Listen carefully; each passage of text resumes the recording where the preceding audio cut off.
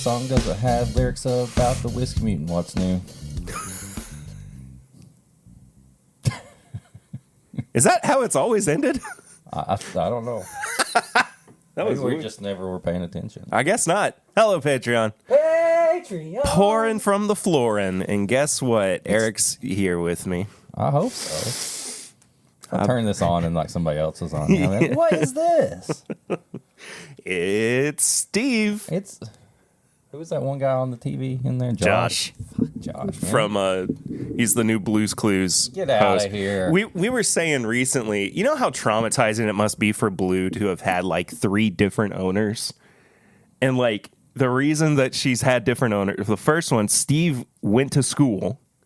The second one, Joe had to go open a store.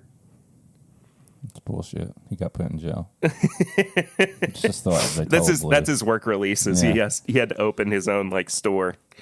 Blue. But that's what happens when you take a sip of the infinity pool water that he did. I mean, you outlive all your owners. Yeah, for sure. Oh yeah. He chose that. She chose that. Blue's She a girl. chose to do Don't this. misgender. Sorry. She chose this life. I don't feel sorry for her at all. I think she it's could a be curse. a little bit more appreciative that people are adopting her. I mean, she's going. Nobody has any privacy around her. No. I mean, Josh, the new Josh. What if he wants to sneak a girl in, do something? Oh, who's going to find out who it is? Buddy, I don't think Josh is going to be sneaking any Blues girls Clues. in. Well, you anytime never soon. know. I'm saying it's probably not a girl that he's sneaking in. Oh, I'm sorry. I'm sorry. My bad. I don't judge a book by its cover. And you've seen a grand total of what, 30 seconds of the new Blues Clues? Yeah. Yeah. So, So you know what? She's just lucky that she has an owner. That's all I'm saying. No privacy in that house. is this a my dad never came back deep-seated trauma Maybe. issue we need to work through? Maybe. Eric's therapy, everybody. Maybe Steve was like a dad to me. Dude, When I was Steve was way like older than I should have been watching Blues Clues. Okay. You're like 14. I'm like, and yeah, Steve leaves this and you're is just fun. like bawling. I'm like, I wish I had a dog. I wish I had a friend to like do stuff with. I wish I was a baller. I wish I was a little bit taller. If I had a girl who would do it, I would call her. I wish I had a rabbit in a hat with a bat. Come on. I don't know that. 6'4" Impala. Okay, cool. What are we drinking? I wanted to do something. I got 2 bourbons and a rye. Oh, okay. And the bourbons are both Pinhook bourbons, but they're different years. Interesting. I've been on a Pinhook kick with my old fashions. I've not drank a lot this week because I get home and I'm tired. I know I got to work the next week. But I had an old fashioned last night and the other night, and I used Pinhook bourbon. And so these are Bohemian bourbon from 2020, 95 proof, and Bourbon Heist from 2021, 98 proof. So I figured we could finish these and compare them. See what you think. I'm down. One's got a man riding a horse. One has a solo horse on it. I don't know why. I don't think there's a difference, but Both horses are female. just like Blue.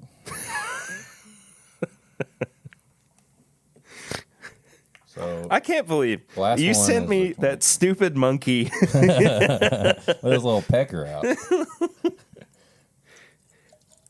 I sent you the one of the lady at the zoo where there was a chimpanzee that was like, Eating her face. no.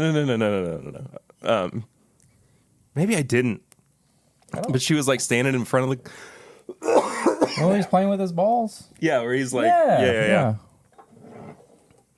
I love monkeys. We live a weird life. Yeah. If people are following me on Instagram, they're like, "What? Why did he start like posting stuff?" Why has he got so much monkey many content? monkeys? I don't know. You know, it's just so relatable. Man, I don't know. You didn't see. I don't remember the last time that I was even not working the night before and coming to record, I don't remember the last time I was this awake. It's kind of weird. Does it feel good? It feels good. Good. It feels like I'm not going to be like super tired when we're done going home, and I'm like, oh my God, I'm going to have to like do more stuff and all that. It feels nice. I'll probably talk. That's probably going to be my thing all recording is how I feel right now. I'm feeling good. And I just crash or something. Please don't crash on your way home. No. I'll crash into you. Baby. Okay. So these are both aged more than 3 years. This one, 2021, was distilled at Castle and Key. I was about to ask if they were both MGP. Distilled and bottled by Castle and Key. Oh, they're both Castle and Key. Both of them. So, comparing 2020 to 2020. They actually smell quite similar. They really do. You can almost, like, even though the proof is only like 3 points off, you can almost smell that the 2021 is a little higher proof. It smells more like 100 proof than the... Yeah. 2020 has a little bit more citrus on the nose as well. I think I like 2020's nose more than 2021. I think I do a little bit as well. I think 2021, the young portion of it kind of comes out on the nose.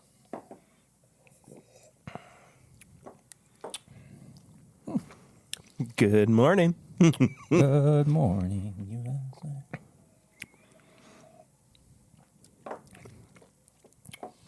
USA. They're definitely brothers or sisters or family. But 2021 does lean more towards that 100 proof young whiskey. Oh, yeah. And I think the 2020 is a more soothing, relaxing, rounded sipper, I guess you would say. They are both orangey to me. Yeah, they're very orangey. I think that's why I was enjoying them so much in the old fashioned, because It makes sense. yeah, I love orange bitters and orange peel and stuff like that. Yeah. Not bad though. No, not bad. Just not my favorite. And I mean, I like the 2020, but I'm not just over the moon about it. Yeah. No, I get it. I don't think these are like, their barrel proof stuff definitely has a little bit more stuff going on. Yeah. Especially the older MGP picked stuff. Sean, the guy who owns and does Pinhook, he's a chef and stuff too. And I really enjoy like a lot of the single barrels and stuff that he's put out. Yeah. Or help people pick. I think it really shows his palate. But no, these are good. I enjoy Pinhook stuff. It's just not something that like I'm not like just craving it all the time. Yeah, but I like it when I have it, but I don't ever really go out of my way to get it. And I especially don't really think about like when I'm at the store picking up a bottle. I'll look at it and go, oh, there's a new Pinhook, but I'm never like inclined to grab a bottle. He enjoyed the Doritos and Pinhook rye pairing. Oh, did he? He messaged me about it. And he said that he's actually more jealous that I have a bottle of that rye, because he says the only one he knows that he has is at his little office in wherever his little office is in Kentucky, because he lives in like New York or something like that. I was like, really? Like maybe I shouldn't just drink all this then. Well, maybe. I mean, you could just get it shipped to him. Well, he said he. Sorry, that's illegal, and we would get in trouble for it. He said he likes to have that when he comes back in blends and bottles and stuff, because he'll come back to like Castle and Key, I guess, and do his stuff and all that. So let's blend them together. Let's do it. Let's be master blenders right now. Call me Dixon Deadman. Hey Dixon, what do you think about this blend? Well, Ooh, just between us girls. I'm one of those guys that, I'm not going to get the notes of peppernickel and stuff. It's good whiskey or it's bad whiskey. That's exactly. That's what he says. You just got a preview of a Dixon Deadman tasting right there. I'm about the experience more than I am. There was one time we was at a panel and Jimmy leaned over and he told me something and I started laughing and everybody turned around and looked at us and they were like, what are those two guys doing back there laughing about? Honestly, the nose on the blend is better than either one of them. Yeah.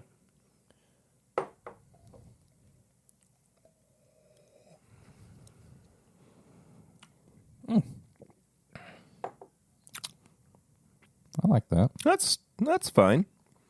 It reminds me more now of orange pop, like a knee high or a sun kiss. What are the other oranges? Fanta, Fago, High C orange that you get in the drive-thru at McDonald's. Ooh, that's a good one. Yeah. You put a little ice in this, it would taste like Yeah.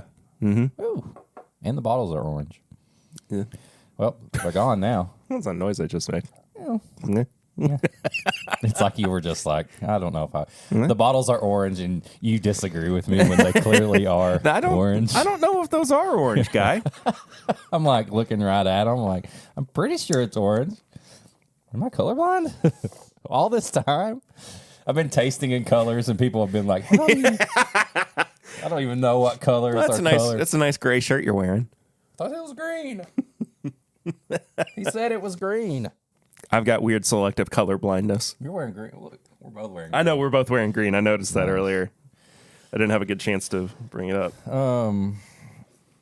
This bottle was gifted to me by Swanee. Yay! He gave me this. I love this bottle, man. Old Overholt 114 straight rye whiskey aged for 4 years.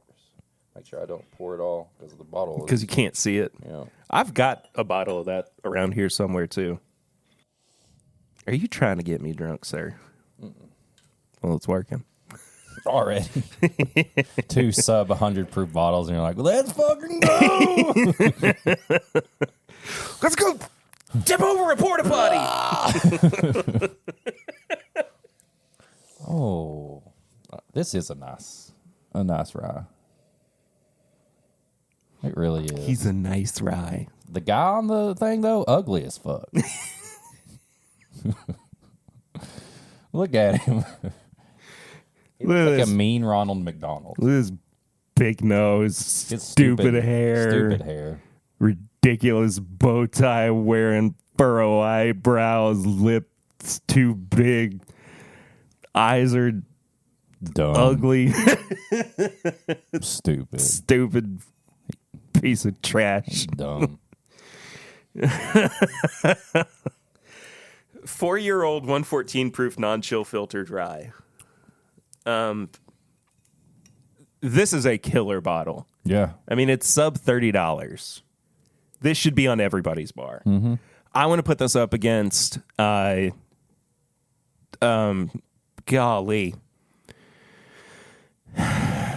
the Rittenhouse. Oh yeah. It's almost my name. I can't believe. What is this? You're well rested. Perry House. You're well rested, and I am struggling on every level. Nah. This is good. It's just it tastes older than 4 years to me. It's got some oak on it.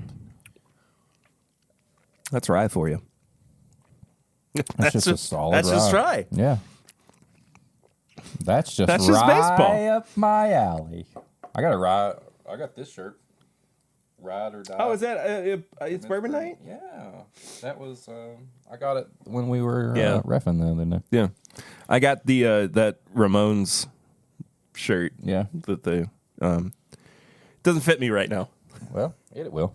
I hope so. That's a good goal right there. It's like you keep putting on the shirt, be like, I'm making progress. Exactly. This one I just said I want the most metal shirt you have because I'd seen it before. I was like, if anybody saw this shirt. Because they've had it out a while. They had a black one, but he just got the green, so I got it. But like, you wouldn't instantly be like, it's a bourbon, not sure. I really like it in green, though. I do too, especially since it's dry too. Yeah.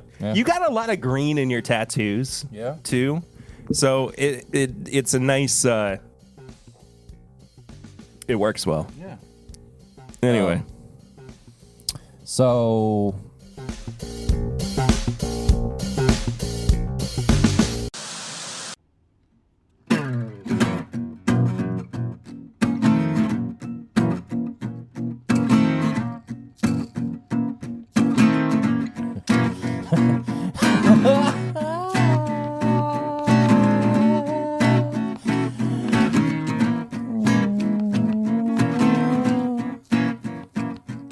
okay.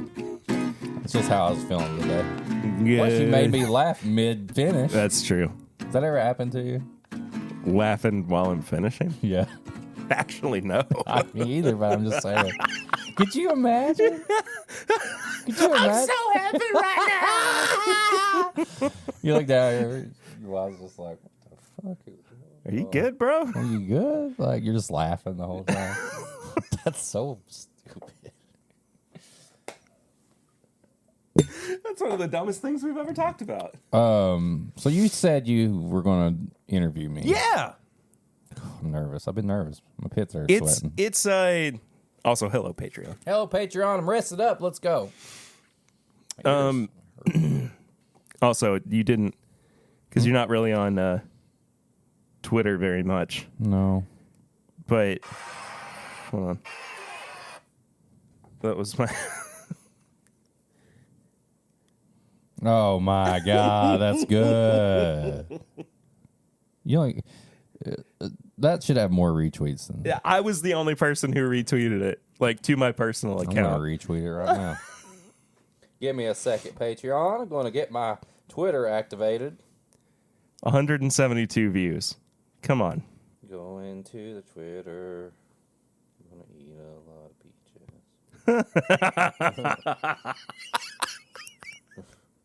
Retweet. Look, and I liked it. And I'm commenting. You're so generous. Fucking right. The husband, after he pours out his very presence, not only upon but within the wife. Oh my God. Do you know that article? No. It's bad, man. It's real anyway. Yeah, so I told Eric I had a little interview set up for him. Whew. Question 1. Okay. How's your stomach today? How's my stomach today? Feels good. I had a big poop this morning. Worked out. Had my coffee. Had a little snacky before I came over. I thought you were going to say I had another little poop. No. I'm usually like a early morning and then a late afternoon. But I will say, since switching to day shift, my bowels have had to switch too, because they were used to having like a 1 a.m. poo. Yeah, at work. It makes sense. So now it's switched around. But right now, I feel great. What's the best meal you've had in the past week? Best meal I've had in the past week? I'm going to say I came home the other night and April had made spaghetti, but she had slow cooked these turkey meatballs in this sauce. And when I got home, it was like, it almost looked like a movie spaghetti and meatballs, like where it's like the sauce and stuff. And I got some Parmesan and put over it. And I would say that spaghetti and meatballs, it's been so long since I've had actual spaghetti and meatballs. It was really good. Had a little side salad with it. So, yeah, I'm trying to think if we went anywhere else, but no, that was it. Spaghetti and meatballs. We had a meatball noodle pasta the other night, too, oddly enough. I love meatballs. Yeah. Do you, Eric, yes, have a favorite pair of underwear? Yes. They are they're a pair of Naruto underwear. Nice. But they're like these like sports style ones. PSD makes, like, they do a lot of like graphics and stuff, but they're made for like airflow and stuff, and they just feel really good. Like It's the closest thing to not wearing underwear, but I can't do that. It just feels weird. But it almost feels like there's nothing there. I didn't include this, but if you could go commando all the time, would you? If I could? Yeah. I would. Am I looking out for myself or for other people? My crack sweats a lot. Yeah, I get sweaty. But I don't want that stink to yeah, be. I would love to not have to wear underwear, Yeah. but I know that I need to wear underwear. That's an important. Yeah. So partially yes, but I'm looking out for everybody. So But for the most part, it's no. best that I don't. Yeah. How are you feeling about UK's chances in the NCAA tournament?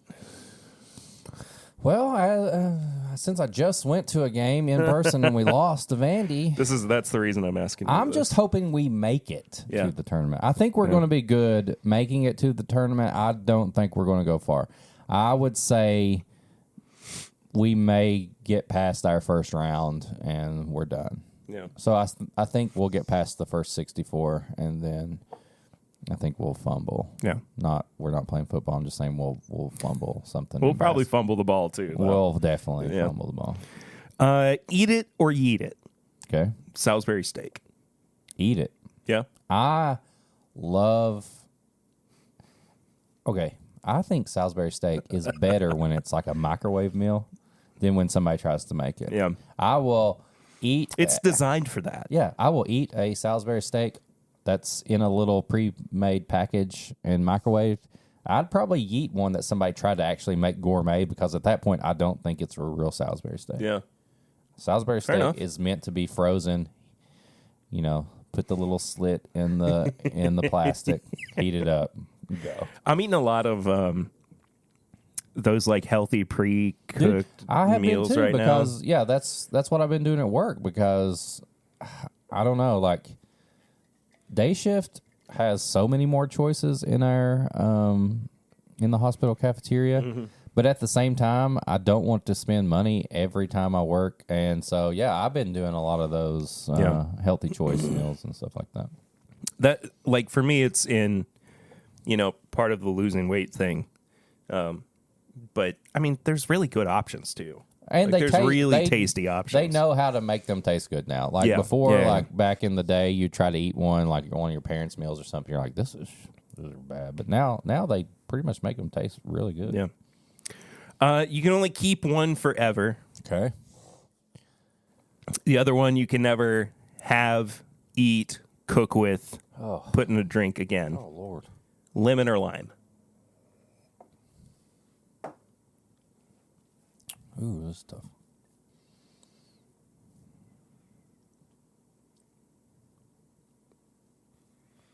Lime. You keep lime? I would keep lime. No. I would get rid of lime. Okay. I think there's more things I can do with lemon. I think a good lemonade, like although I'm not big on big sugary drinks, there's at some point in the summer, you're gonna just kick back and have a lemonade. It's true. You can put bourbon in lemonade, like it's so good. Lime, I know lime works good with everything. I don't feel like there's a lot of things I eat or drink that I have to have a lime for. Yeah. Because you can make an old fashioned and use a lemon, and it's really good. Hot toddy. Yeah. Yeah. So I would get rid of the lime. I think I would too. But that's like kind of against, I think, what I would prefer. Because I feel like a really good lime, you notice more than a really good lemon. Well, I think a lemon is like you can get a shit lemon and put it in a lemonade and it's fine because you add a bunch of other stuff. Yeah, exactly. So I get that. Yeah. So I think the lime is less diverse than the lemon is. Yeah. So like I would want to keep the lime just because I like that flavor more. But I think just from it's a utility. The lemon is exactly. From like a usability standpoint, I think it has to be. I would find myself wanting the lemon more because I can use it more than the lime. What's your personal trait, physical, personality, whatever, Okay. that you are the most self-conscious over?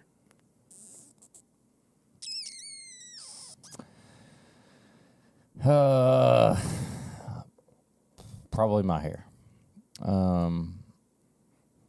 Ever I since, figured that was going to be. yeah, I'm working hard to try to keep what little hair I have, and I know, like, I'm constantly battling with it because it's like, and this is not, and I've been this, and so this is what I don't want to be just the bald bearded guy. Yeah. Because, and that's nothing against if you're listening, and I guarantee there's several people listening. My personality growing up and things wanted to be different from everybody.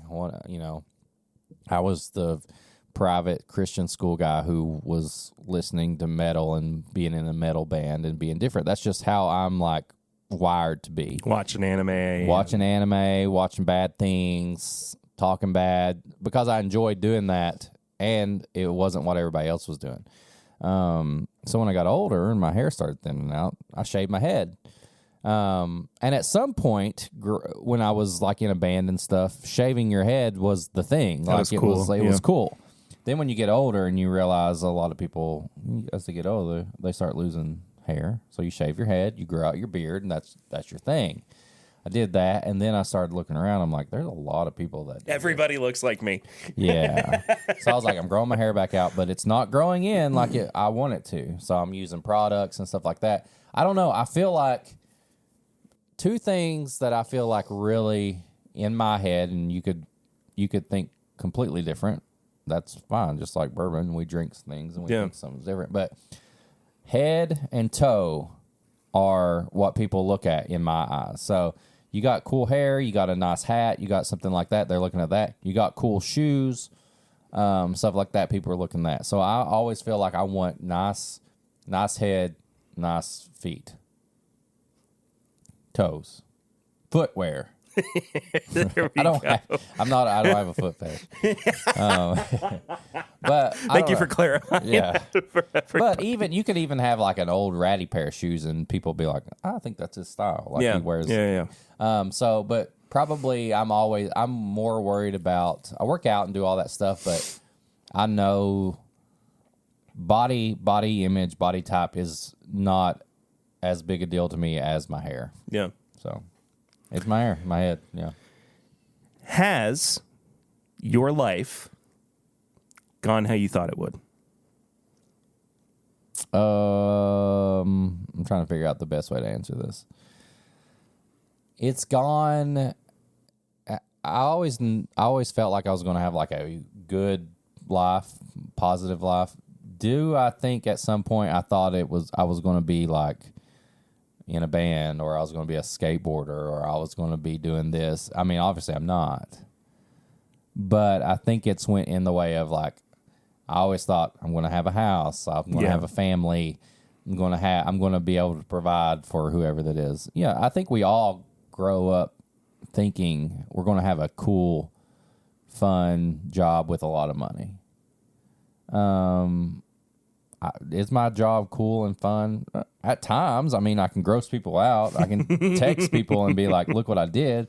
But it's not like I'm not, playing basketball, or I'm not like skateboarding, or I'm not like doing tours and stuff. But I look at the other side of things. I got 3 fun kids. I got a fun wife and all this stuff. So it is. I'm living a fun, successful type life. Yeah. Maybe it's not what I thought it was going to be. So I guess that's a 50-50. I've got everything I want. Is it what I thought I was going to have when I was younger? No. But it's still there in some sort of way. I think I'm in the same boat as your child. As my child is screaming in the background. I had I had this notion for a long time before I met Lucy. So when I was younger, that I would like the trajectory of my life, that's just kind of the way that things were working out and where I was kind of like expecting things to go, was that I would get married pretty early. Mm-hmm. I would have a kid, and I would wind up divorced. Like, that's what I kind of had, not in mind, but that was kind of like the expectation that I had. You thought you were going to get divorced? Yeah. You're just planning on it? No, not like I was expecting it to happen. Why, it was just like, though? I mean, again, it was just kind of the... Did you think like you were going to like put like a career in front of your family or something like that? No, I thought that I would have just married the wrong person. Okay. Because... Kind of dove in too soon. Yeah, exactly. Because if I break down the way that I am with relationships. Oh, okay. Friendships, romantic, whatever. Dove in head first. Too fast. I dive in head first. I am very quick to be the first person to say I love you. Gotcha. You know? Yeah. And so my inclination was like, and I mean, it was very much a point of like, I accept this. Yeah. You know? Yeah. Like, I'm not upset about it. I'm not trying to, avoid it or anything. Right. And I think, like, in some ways, it toes the line between being healthy and unhealthy. Yeah. I think the healthy side of it is accepting the fact that things are not always picture perfect or the way that you see them in the movies. Right. Yeah. And that things are going to go the way that they go. Yeah. And like, the older that I've gotten, the more that is translated into not worrying about my age or not worrying about what happens when I die. Oh, that's another thing. My age. Yeah, I'm worried. I'm always like thinking like, I don't want to be an old fart. See, I mean, I think I was talking about this with a friend last night. We as millennials are probably the most chill generation. Definitely. Like, even my kids are have more, they're more high strung than me. And I mean, we're all just kind of like, and I think that, a lot of it has to do with the fact that there were these circumstances that we were just kind of born into that we didn't have a whole lot of control over. Yeah. And we had to kind of just make do with it. Not in a like, not in like a benign way. Yeah. Like, we're not just kind of letting things happen to us. Right. But we're very aware of the way that things do happen. That brings up a good point, because I have a coworker who's a little bit younger than me that is kind of, he's not a millennial, but he's kind of close, and we can talk about things and we joke around. But when it comes to like, and this is kind of getting personal with like money and stuff, but like he feels like he has to, like, every decision, he has to save so much and so much and so much and work and do all this, and everything has to be solid straight down the line before he decides that they're going to take a vacation or something. Yeah. As opposed to me, where if I know that my bills are paid and stuff, if I want to go to Disney World or something, I'm just like, we're just going to go. Yeah. You know what I mean? Like, yeah. He's like, don't you want to have so much in your savings and stuff? I'm like, dude, like, I want to do all this stuff because I don't think millennials, like, it's like we've seen like our parents and our grandparents and other people around, like, they're in that category of like, they probably didn't take care of themselves when they grew up and stuff. And like life could just end at any time. And I'm like, I would rather do the fun stuff now and go out in a blaze of glory and figure it out later. Yeah. I'm going to provide. I'm going to be responsible and make sure my bills are paid, but I'm not going to put every cent I have into a savings that who knows what might happen 3 years down the road. I'd rather use it now, take the family on a trip, do this with them, have fun, as opposed to worrying about pinching pennies just because I'm putting it in a savings account. I agree. I agree. And I feel like that might be a lot of, the millennial generation. It's like, we've seen what happens when you wait too long, or we didn't get those chances when we were young, and now it's like, let's live it up while we can. Yeah. And then unfortunately, I know a lot of people are probably like, that's not good, but whatever happens at the end of the day. And I mean, there are other aspects of this as well that come into play. Privilege is one of them. Yeah. The fact that we don't have to worry about where our next paycheck is going to come from, whether or not we're going to be able to eat on a regular basis. That is all a very privileged standpoint. Yeah. I mean, it just is. Yeah. Like It's not me trying to say, like trying to be the white knight or whatever and being like, white privilege sucks. It does suck to a degree, but that's not what I'm getting at here. Yeah. What I'm getting at is that I am aware of and conscious of the fact that we get to sit down and have this conversation. We get to have the luxury of sitting down. Bourbon is a luxury. That's, exactly your thing. To sit down and enjoy this together on a Friday.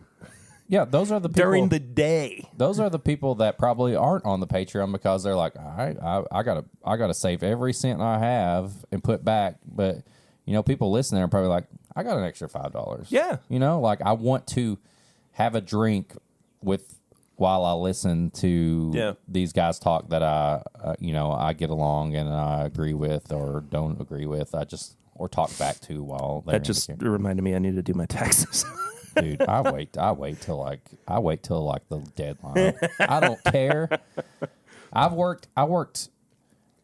We worked so hard and did overtime and do all that stuff to where a year or two ago, I remember you telling me this. It put us in a different bracket. Yeah. To where I had to pay, and I had to look at the person and go, I'm going to be doing a payment plan.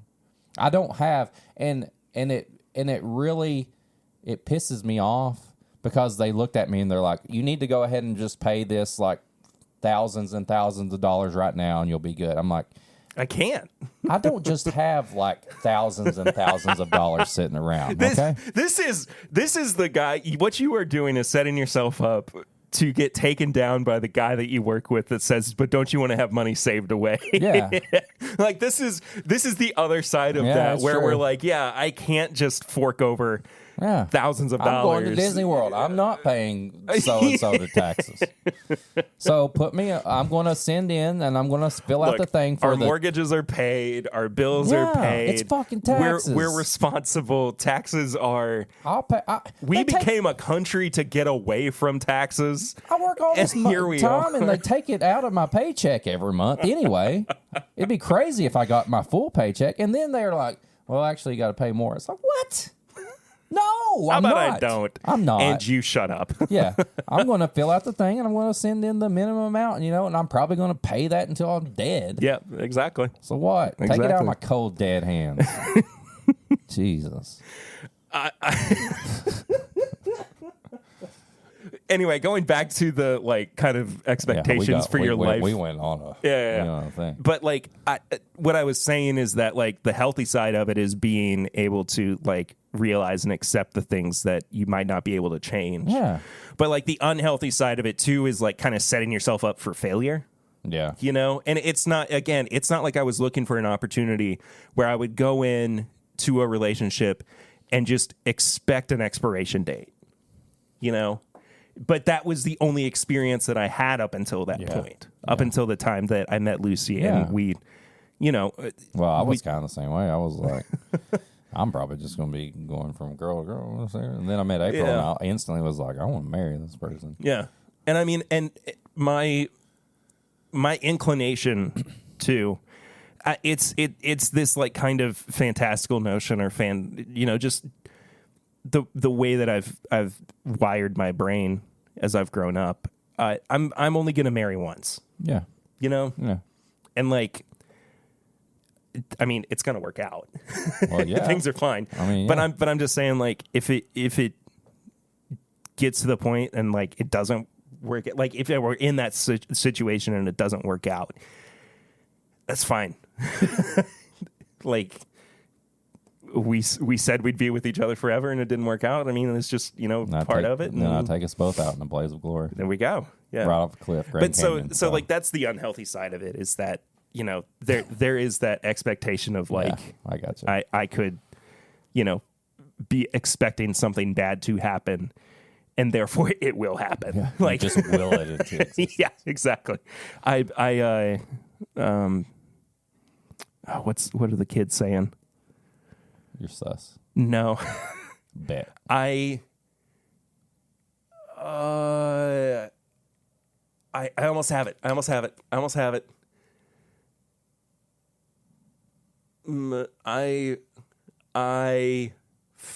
I keep wanting to say fermented, and it's not that.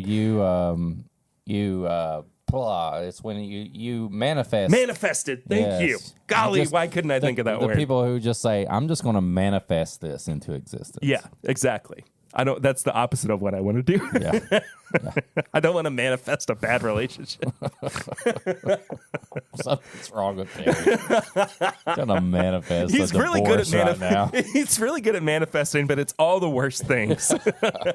Somebody dying. I want to manifest this into existence. I'm going to manifest brain cancer. Yeah, there you go. We don't have a reason why you yourself have brain cancer. Well, one time I just sat for 24 hours and I just willed it into existence. Okay, well, let's figure out how you're going to be comfortable for the next. I manifest myself to death because my husband, he turned to the dark side of the force. We got another Star Wars guy here. Yeah, get the laser. Somebody call Mark Hamill. Get the laser instead of the saw. We're going to just try to make his life as best we can here. We're going to cut his brain out. Give me the Yoda mask. What's one thing that you want to do more of and one thing you want to do less of with TIMBP? With TIMBP? Yep. More of, less of. Oh, let's see. More of. I want to do more.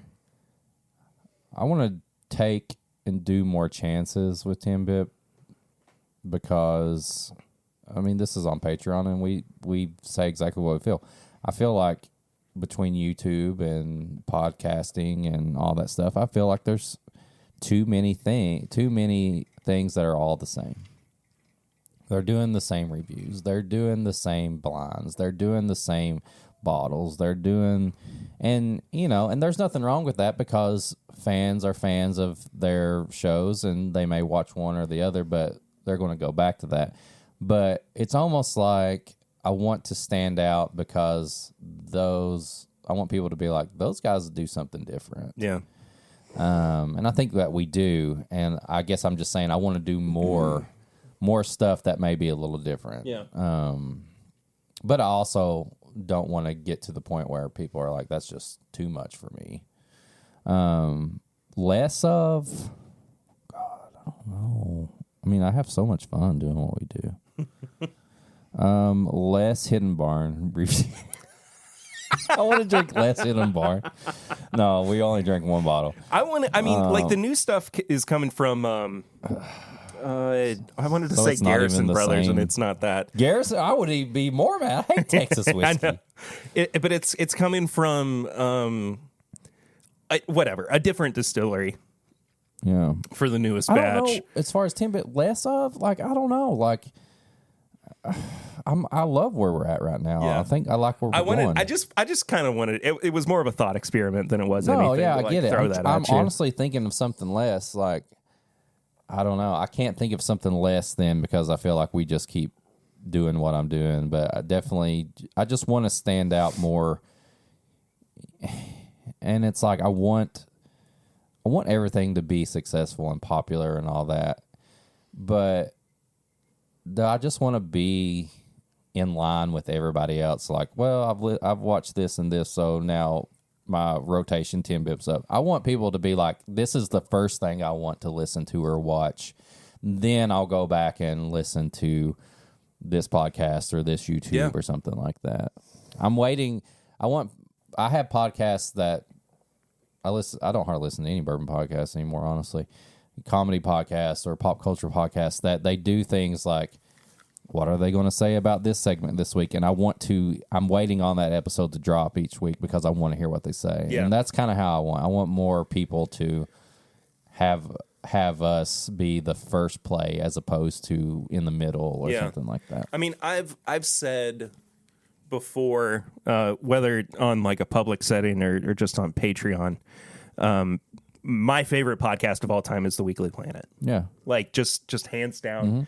And I've even said so much as like, if you look at the structure of The Weekly Planet up against the structure of This Is My Bourbon podcast, they are almost identical.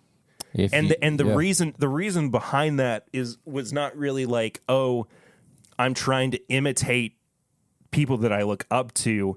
It was more of a like, well, this is a proven method for success. Yeah. So, you've got segments built in, you've got different options or different times to talk about different things. Like it's just, there's so much about that show that while it is structured, it's so bonkers and off the wall, and you never know what you're going to get week to week.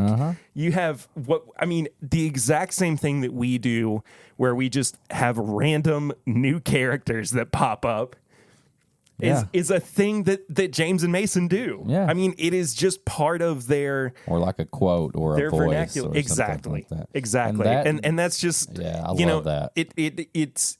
Yeah, I agree with you. And I've been told before, too, not to like pat myself on the back or anything, but like I have been told before that this is the podcast that people are looking the most forward to every week. Yeah. The one that they are just kind of like craving the next one. Right. And I love that. I appreciate the heck out of that. Yeah. But it warms my cold dead heart. I think we That's do. not true. Oh, yeah, it does. No. I mean, my heart is neither cold nor dead. You don't have a heart. But it's fun to like have like a week to week thing to where like, are they gonna continue that from last week, or like, oh, they've got a new joke that's gonna go on for a couple weeks. Like, what bits have we forgotten about that other people are wanting us to do more of? Oh, I don't know. You know what I mean? Like, there's something. There's got to be something. I feel like when I first started, I think maybe people were wondering like, what movie quote or am I going to intro with? Yeah. Like I went for a while. I'll do that. Citibank. Yeah. Speaking of bills, it's not late. They just want me to like pay it. No, they want me to like expand the amount that I have, and I'm like, I'm done. I don't want to get any more debt. Like, I'm fine with the credit limit I got. I've talked to them like 3 times. They keep calling. I don't know. Like, I mean, people always bring up the characters. Yeah. Perry, for sure. We've kind of played into. Paid is paid.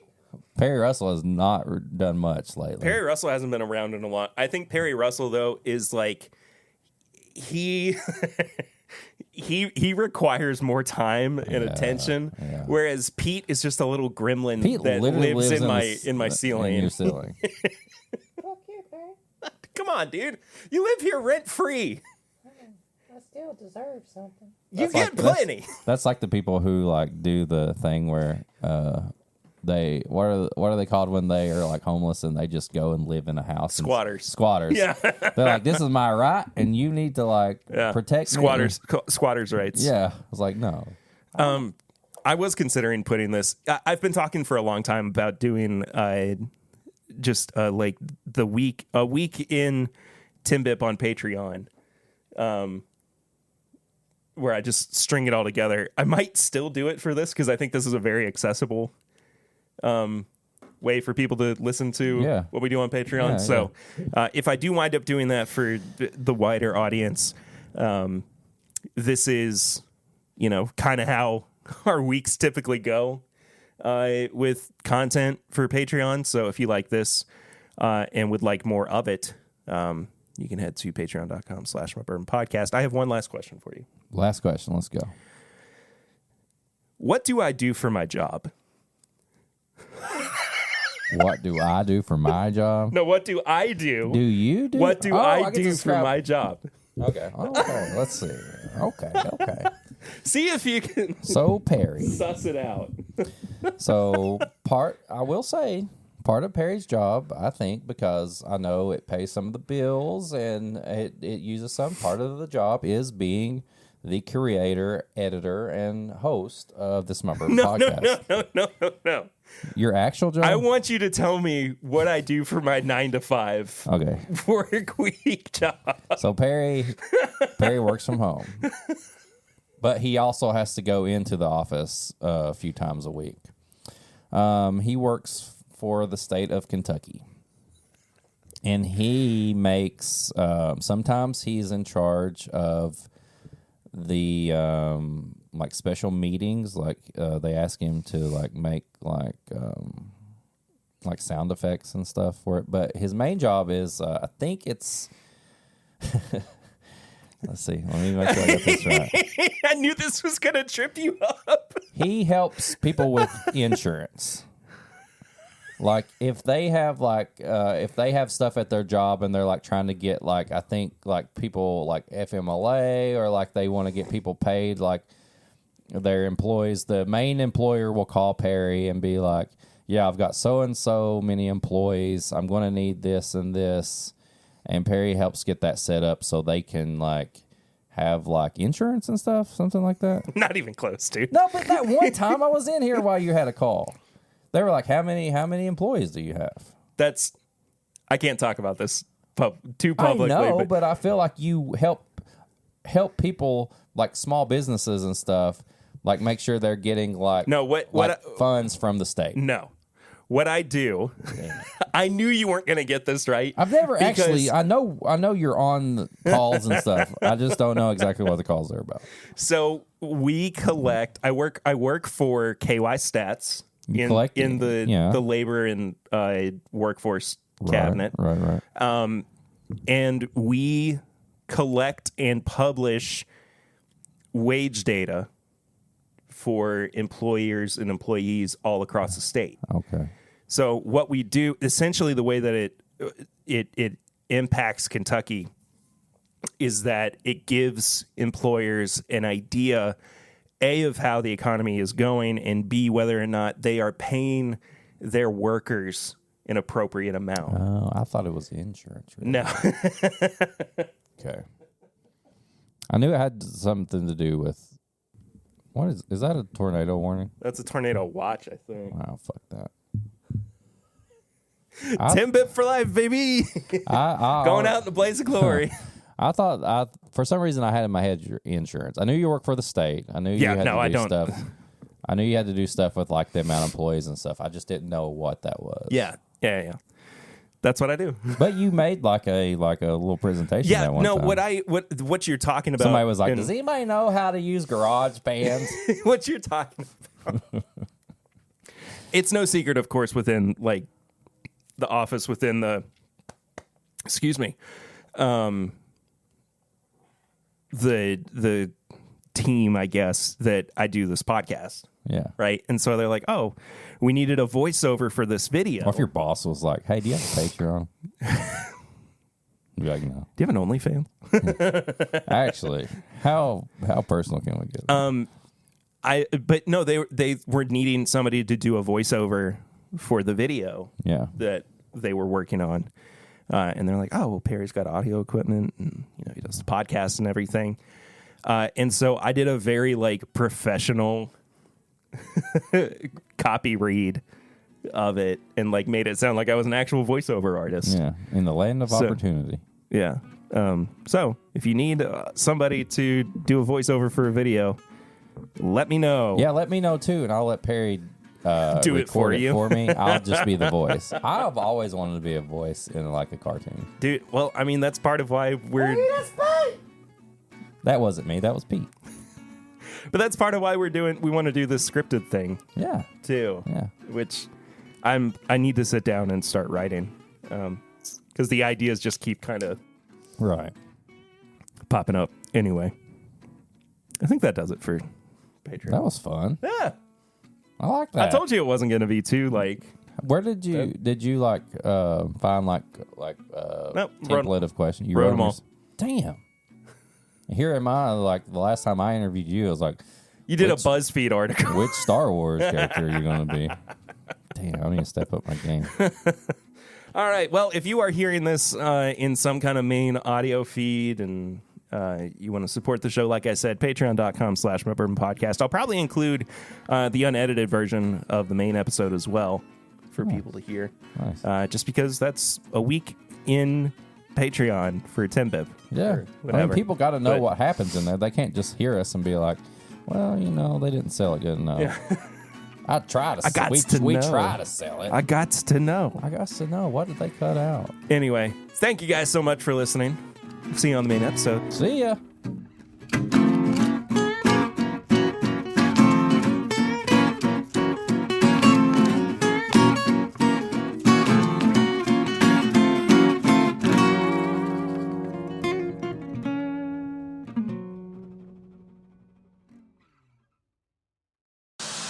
Audio's rolling. Oh, that was a terrible crap. That's a horrible crap. That was a terrible crap.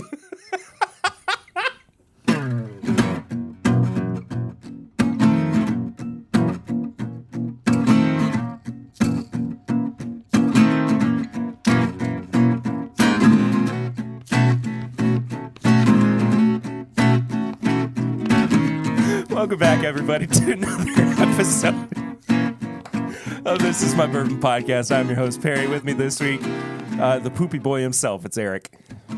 I didn't have a horrible crap this morning. It was pretty good. You know when you feel like you've lost like a pound? And I was like, success. This is good. You know, sometimes I'm like, I do that clap. So inside baseball, I clap so that I can sync audio to video and everything. And sometimes I'm like, this could go really well or really terribly. And it seems like more often than not recently, it's gone so poorly that it winds up being the cold open for an episode. Yeah. So bingo bango. You hit the microphone. So, yeah. It gets to the point where I don't know. I've lost all sense of self and I just throw the microphone to the wall. And I'm by myself and I'm just like, yeah, it's good stuff. How to do this. Anyway, thanks for being here. If you're here for the first time and haven't subscribed yet, whether you're on YouTube or on the podcast feed itself, thank you so much for checking it out. And please do subscribe. Leave us a 5-star rating and review on your podcast app of choice. You can do that right in app. We read those reviews out here on the show. I don't know if we have a new review this week. I haven't checked in a bit. Surprise. But it's a phone call from somebody. They're like, hey, they get everything your mixed podcast up. Sucks.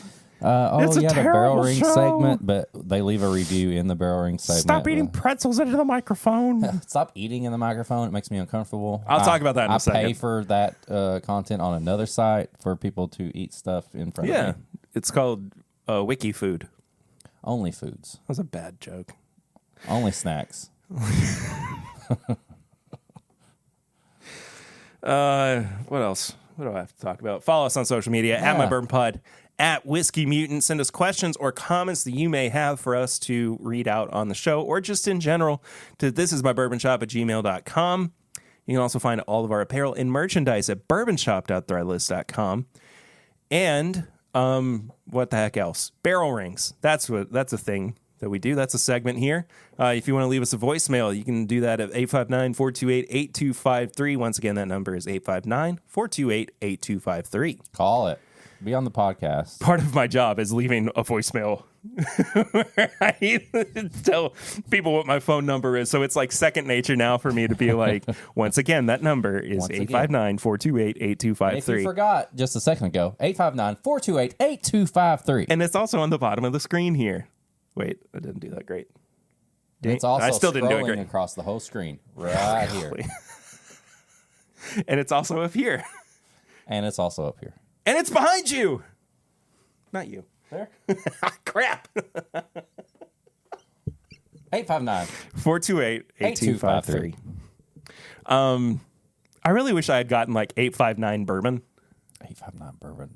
There has to be somebody already in Lexington. I know that there is, but somebody that sucks too. I bet they don't even sell just good awful bourbon. People. They're just horrible. Just a real piece of trash. Like people even see that and they're like, I can't believe these guys got that number. It has to be. I can think of about 4 places right now. I'm not going to say them out loud that probably have that. I want to see. So Just call 859. it. No. Do it. I dare you. RBON. Is it even enough? It is. 268-7266. Don't call this number. Or do. Tell us what they say. But I wonder if it is. Just call it. See what happens. We'll just hang up. Just say wrong number.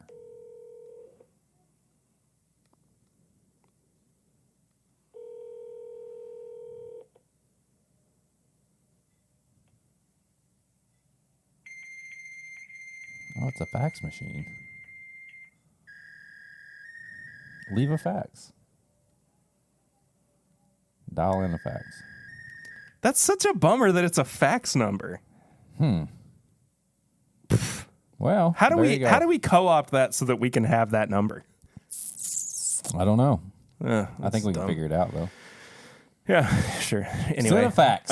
support the show on Patreon too. Patreon.com/MyBourbonPodcast. Let's send a fax to that number asking them if we can have this number. They get just a fax. I was like, can we have this number?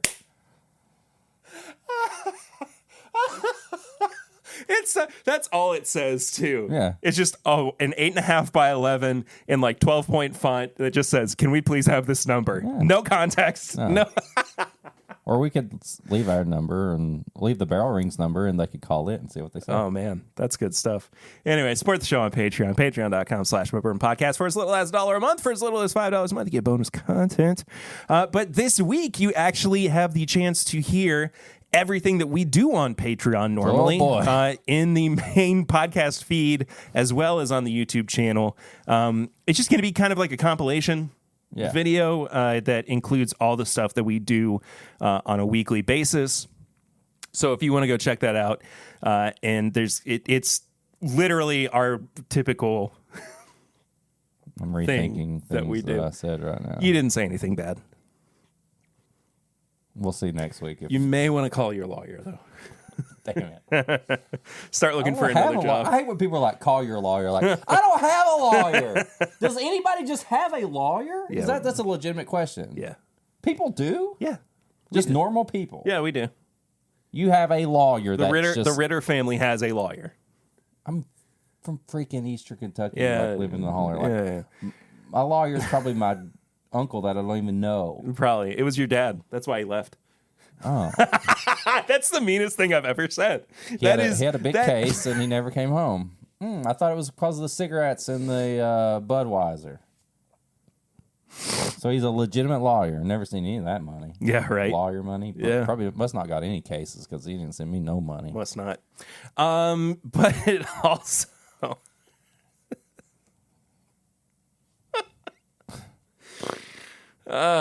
tickets are on sale for this My Bourbon Weekend 2023.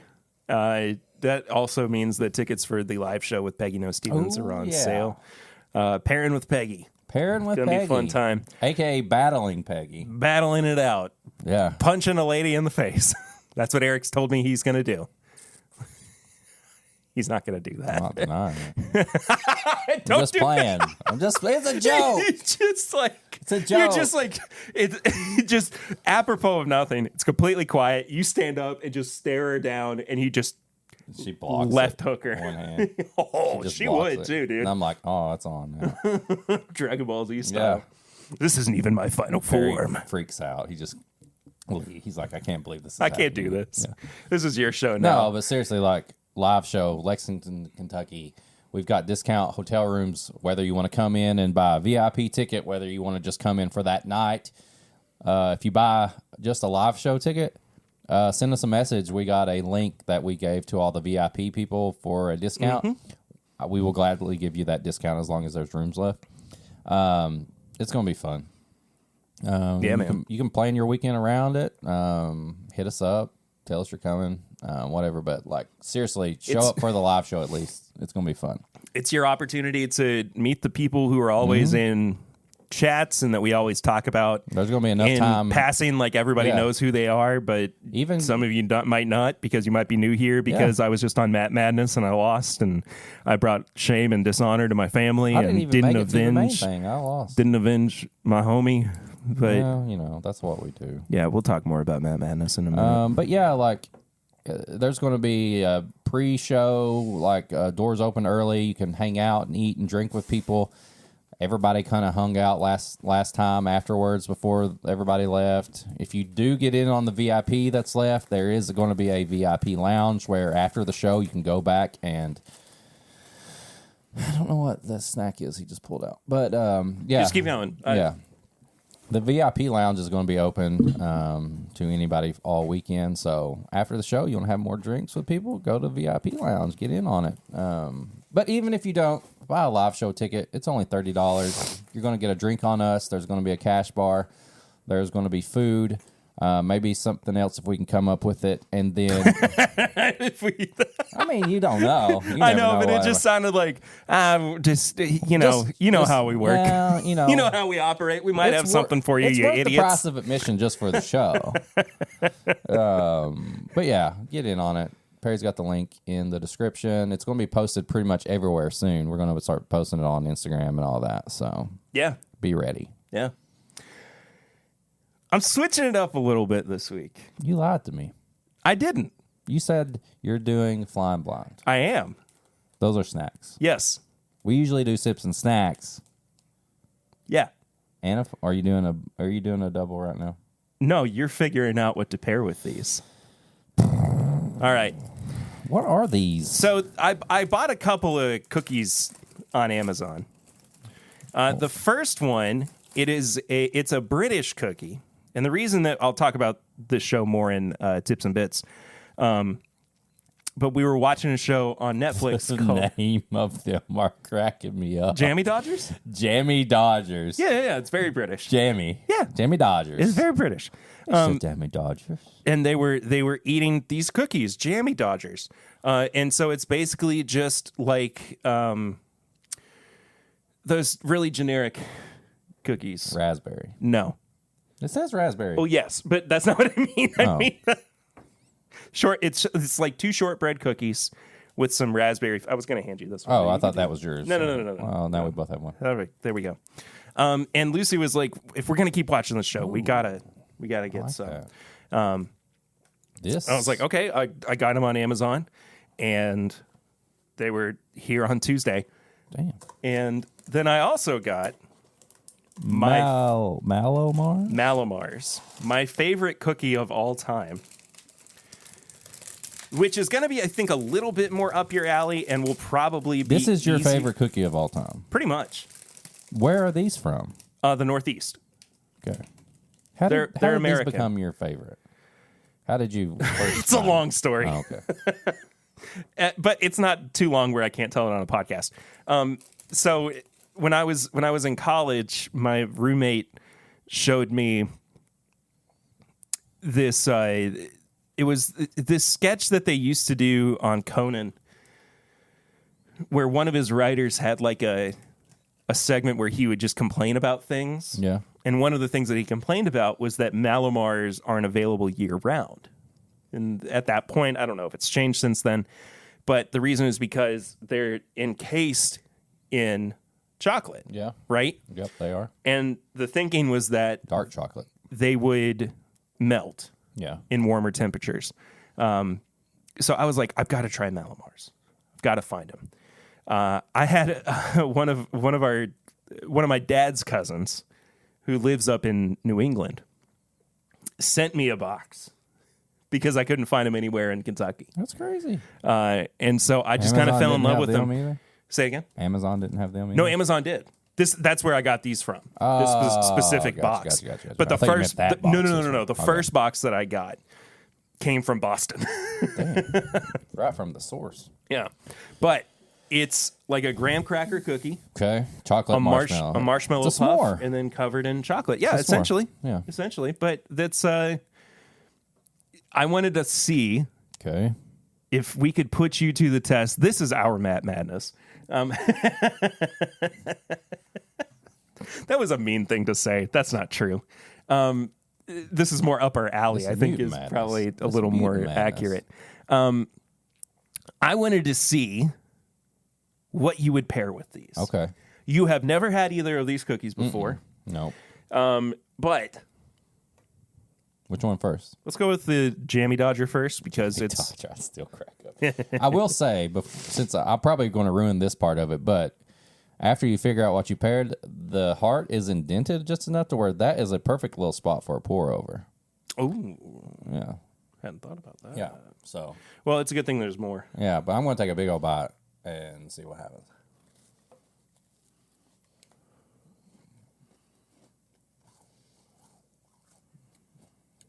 This caught me off guard because I didn't realize the raspberry filling was going to be as, like, chewy. Yeah, So I thought it was going to be like a... it's raspberry jam. It's jam. Yeah. Yeah. Okay.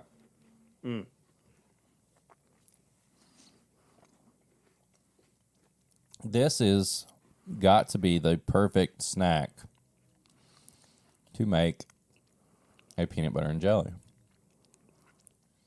I need the most nutty Knob Creek that you have right now, or a Beam product, I guess. I need something nutty. Okay, here we go. Knob Creek single barrel that I just got yesterday. 2020. Yeah, Nice. Okay. it was at a liquor barn. Yeah, and I'm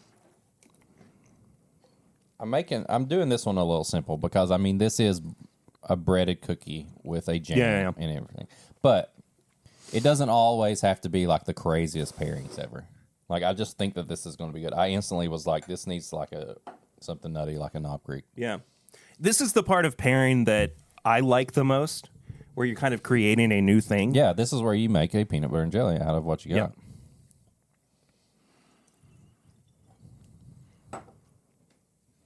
Ooh, that smells good. All right, first we'll do a sip and then a bite.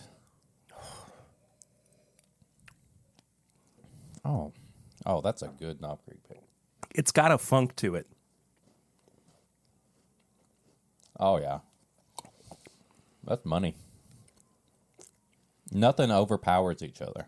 It really is like a very, like, mixing together in your mouth. Like, nothing. There's not too much alcohol. There's not too much jam. That's really good. No. Oh, yeah. Ooh, the finish. That's where it's at. I'm going to do a little pour over. Try not to make a mess. Just a little drop. I made a mess. Immediately makes a mess. Oh.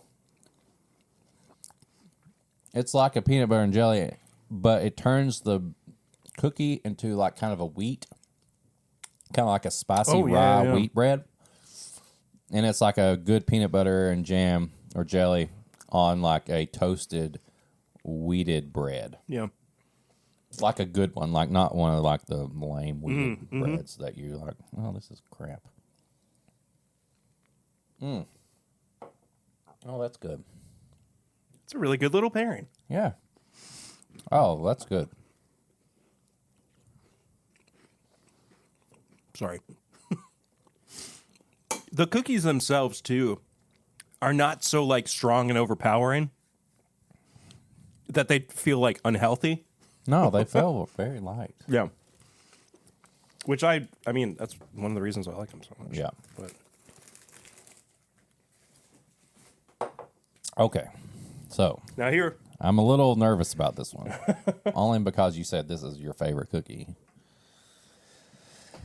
And it gets a little tricky when you pair dark chocolate to me. yeah. Milk chocolate, I think, is a little less, it's not as strong as dark chocolate, so it's a little more giving. Dark chocolate can overpower things very easily. So, let's go in here. It's so light. Mm-hmm. Oh, wow. But how perfect is that? I mean, it's going to, like, accept a pour over so nicely. Oh. I know, right?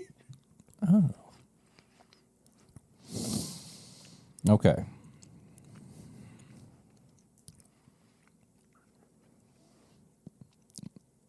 There's something I wish I'm just going to eat a whole one and then have another one for when we pair it, because I haven't had these in a long Yeah, those are time, good. and I freaking missed them.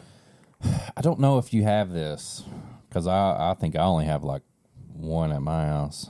Do we have any toasted rye products with us right now? Let me look. I think a rye, but like the toasted rye. We have like a Michter's toasted rye, which I don't know if we do or not. Yeah, if we had like that.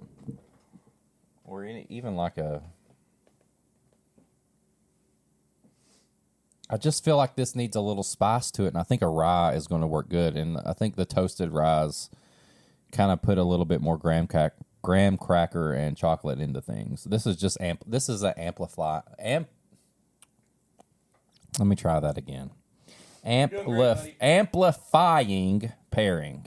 We're going to amplify the snack. Oh, we do. Oh, bring it over. Is that the Jack Daniels one? It's the Yes. Jack Daniels one. Yes, I want some rye and I want a little graham cracker, and I just want to make this cookie explode even more in your mouth. Just for posterity, I brought another bottle over too. Well, they ain't toasted, but I'll take it. Oh my! I figured you wouldn't be mad about it. No.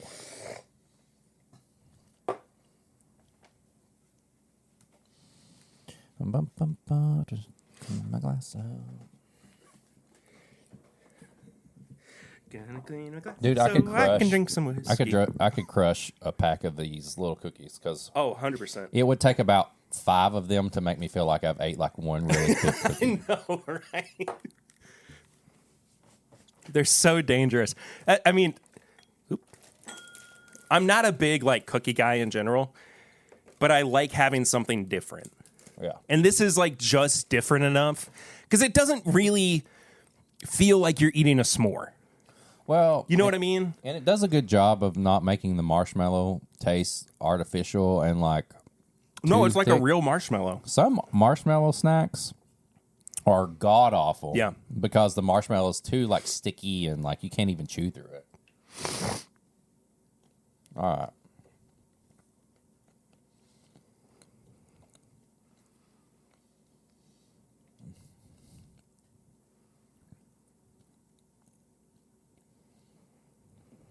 Sorry. Our director just sent us an email that maybe I shouldn't talk about it since this is going to be in the unedited Yeah, public you got an version email of from your boss. my director. Yes.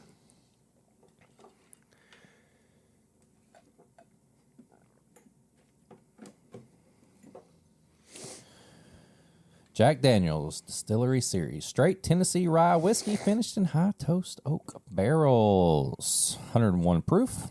Released July 2022. Freaking love this bottle, man. Oh, yeah. Instant graham crackers. Oh, yes. Spicy graham crackers. Yeah. Graham crackers with extra cinnamon on top of it.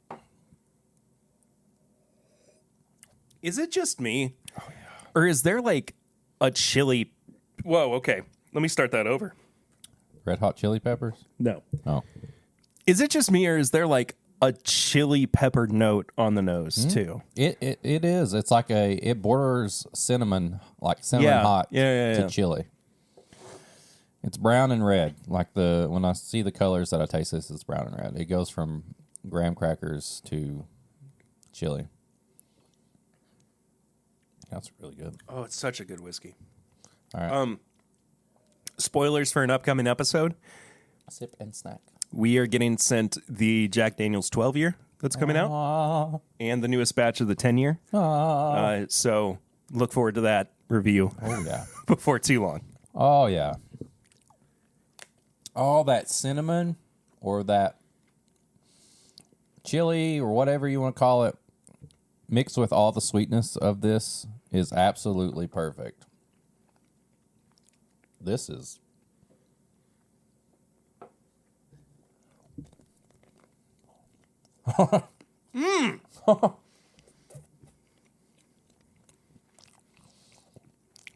Oh, wow.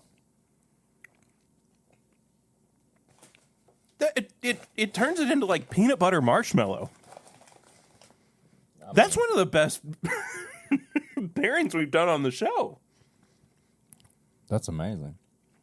I don't even want to try the Michter's with it now. I mean, we'll have it later for Yeah. something. It's that like spice, that. Holy moly! I don't know if it's the toasted part of it or if it's just like the mash bill.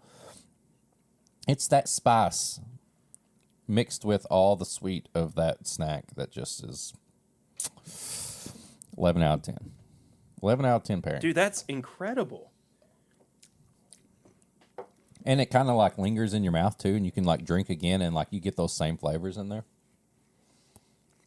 Oh, wow. Man. What a killer pairing.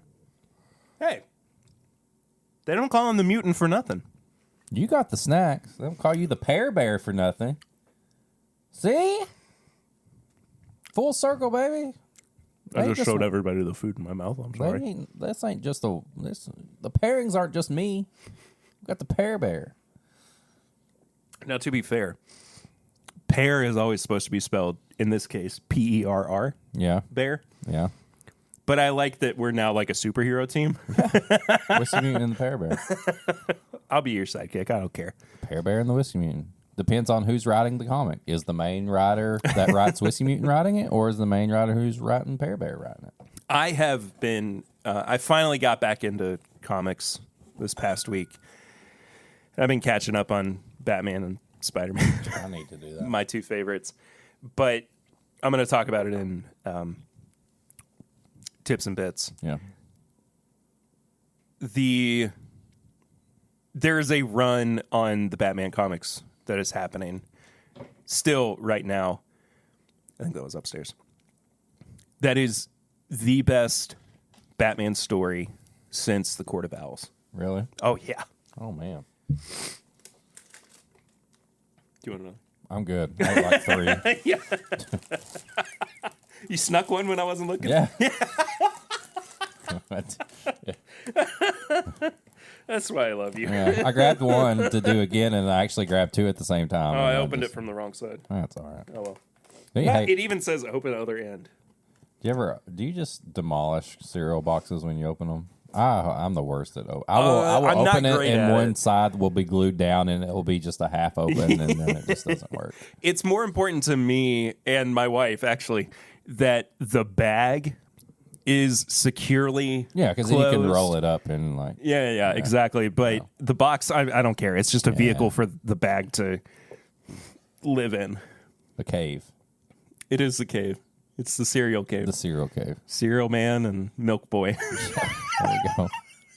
Milk Boy. That's a thing. Milk Boy, what's your powers? I squirt milk. Okay. I have at least 3 places. No, I'm just, Do we need to ask where from? It's where you think it's from. there's more than you know. You know how many holes the human body has? At least 7, and and when milk s- comes out of all of them. And when Cereal Man activates his side of things, it gets really crazy. We're part of a well-balanced breakfast. Start your day off right with Cereal Man and Milk Boy. Or end your night the same way as well. Start your day or end your night. Cereal Man and Milk Boy.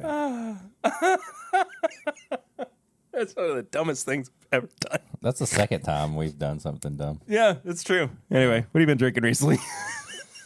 What have I been drinking? Not much, right? No.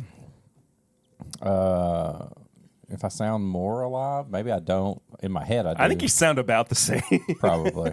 You're still I operating at feel what, in like my head 60%? that I feel in my head that I've got more rest. I switched shifts, so I've kind of had to switch my land of the living. But I can't stop. can't stop, won't stop. If if you clap? You just dedicated the bit and you just clap the whole time. I'm a, they have like seat fillers for the Oscar. Yeah. Oscar. You're just that guy. Oscar the Grouch. My brain's broken, dude. I'm the clap filler. No, I'm not. Never mind. You're doing it today. I'm killing it. All the claps.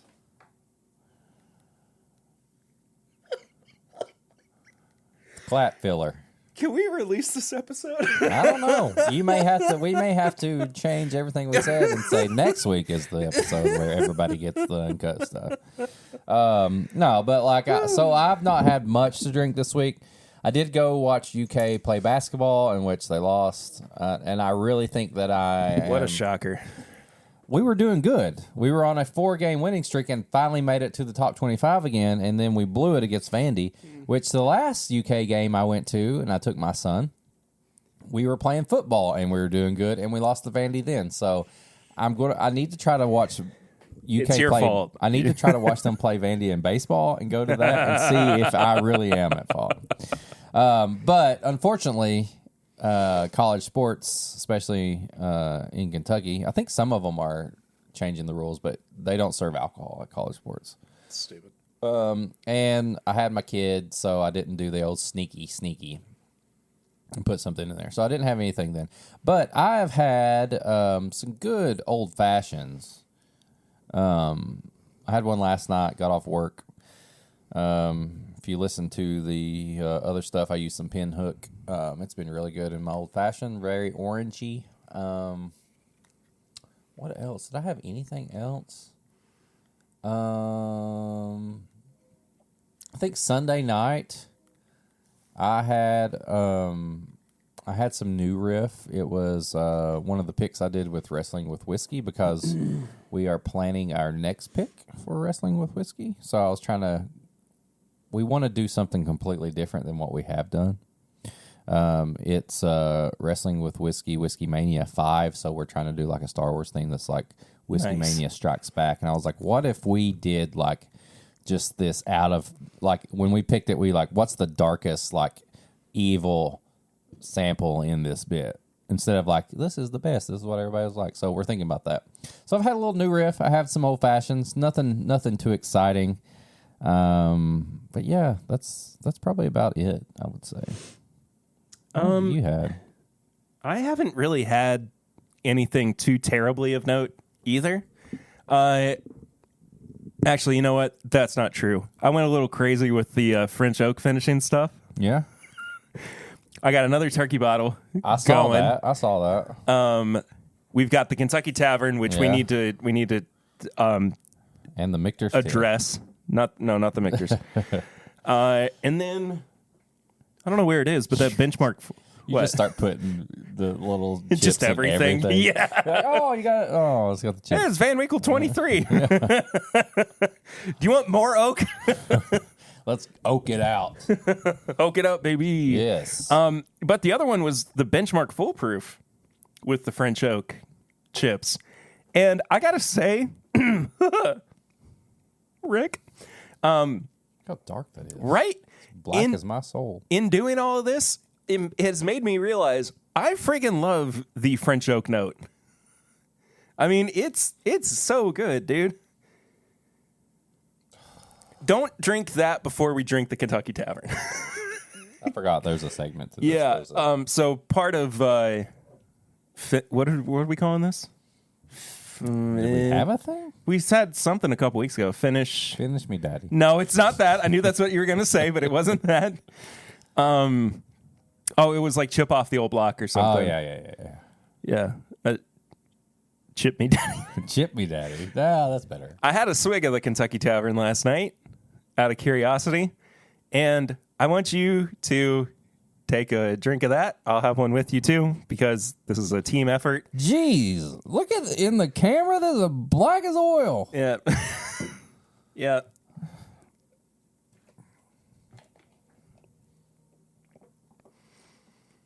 I put the fun stopper back on. I love that there's a fun stopper on this size of a A bottle. little plastic bottle, because I didn't want any of the oak chips to come out with it. Oh, that's a good idea. And that way, too, I can pour it into another vessel. And it's still like, don't even think that the bottle was making it like it's still Oh, no. dark. As... Oh, no. It's very dark. So for anybody who doesn't know, a couple weeks ago, we put some French oak chips into a plastic Kentucky Tavern bottle that I've had sitting around for, I don't know, like 3 years. Nothing out of the ordinary. 3 years old, 80 proof. And, you know, we had such success with the Wild Turkey 101 that I figured, why don't we do that with something we don't like? Yeah. See if it improves it. We may have gone too far. It has a little shoe polish note to it. I mean, it's not bad. Shoe polish and barbecue. Shoe polish.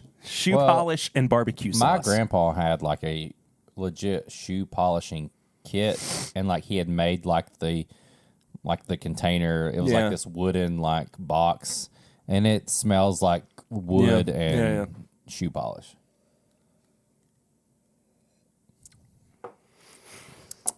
Oh no, baby. We've made a big mistake.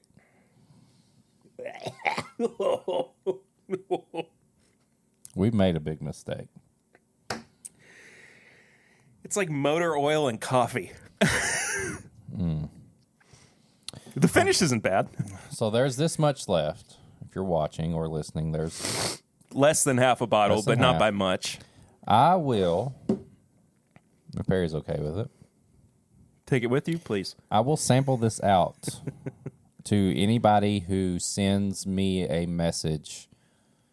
No. I will sample this out to anybody when I post. This will post on at My Bourbon Pod and at Whiskey Mutant on Instagram. Yeah. This episode. This episode, when I do the Funko post for this episode, I will send a sample to anyone who comments, Chip Me Daddy. There we go. Chip Me Daddy under the post. I'm going to pour a little bit of this out for myself Yeah, so that I do have that. it for posterity. Yeah. But boy, howdy, this is bad. Yeah, I'll do the same, and I will. It's so weird.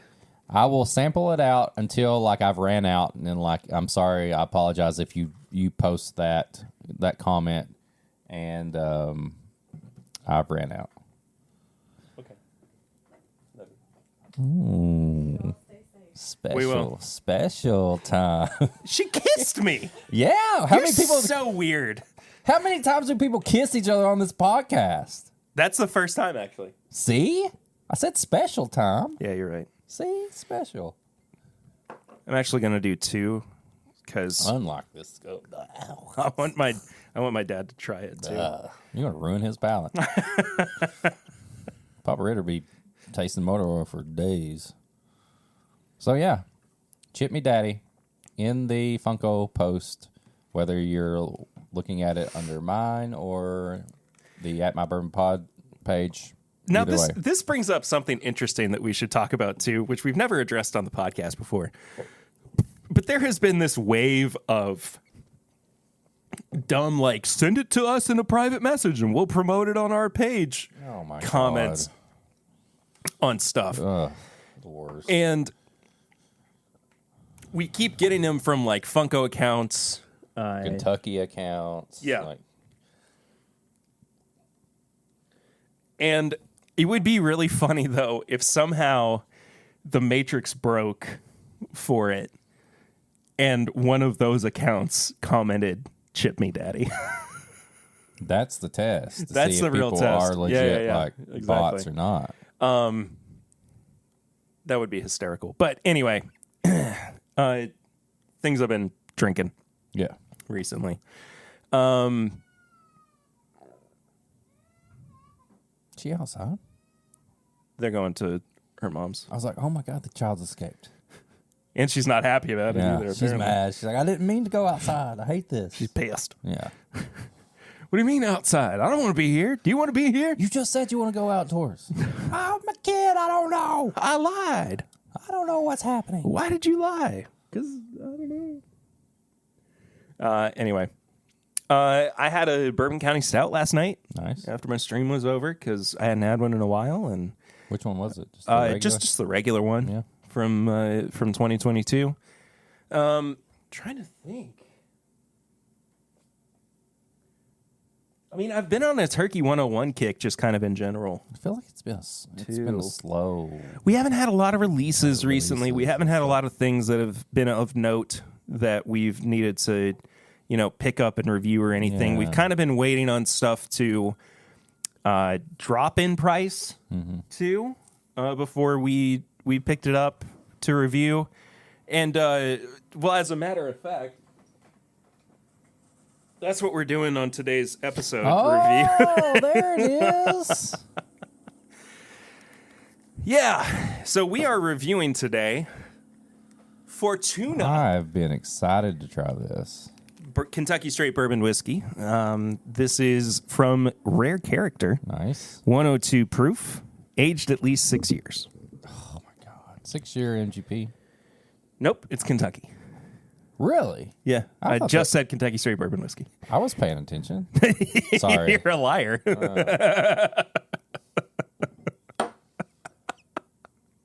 I don't believe you. I knew the bottle name. Yeah. I was paying attention to that. Ooh, I like this little back label. It looks like a Dude, little... I love the packaging on this. It's a revival brand.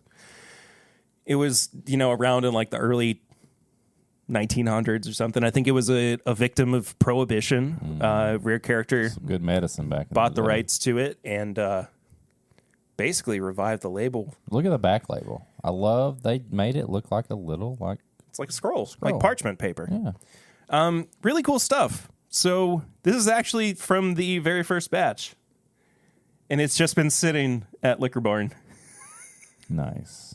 And it was on sale. I love it. America. Got a tax stamp on it and everything. Tax stamp and everything, my man. I hated that. My man. My man. Tax stamp, my man. My dude, my bro. My dude. What's hanging, my dude? Bruh. Bruh?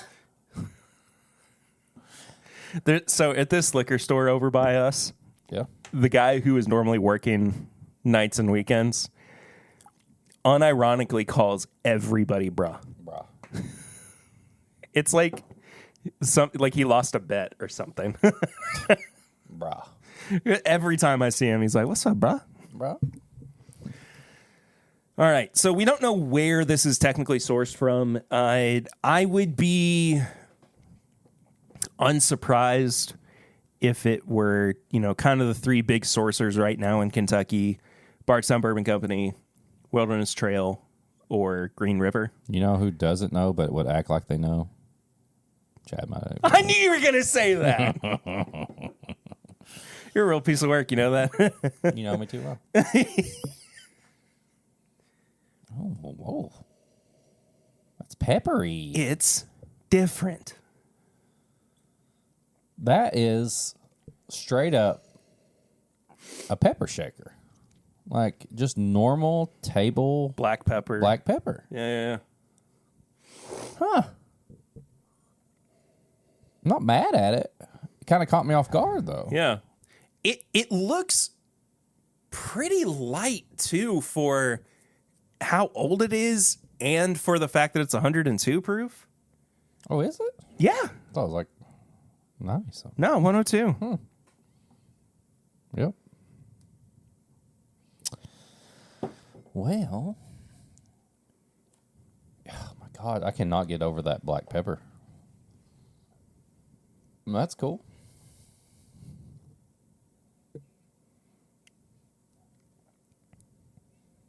Maybe a little paprika. It's very Yeah, it's Spicy very on the cabinet nose. spice. yeah.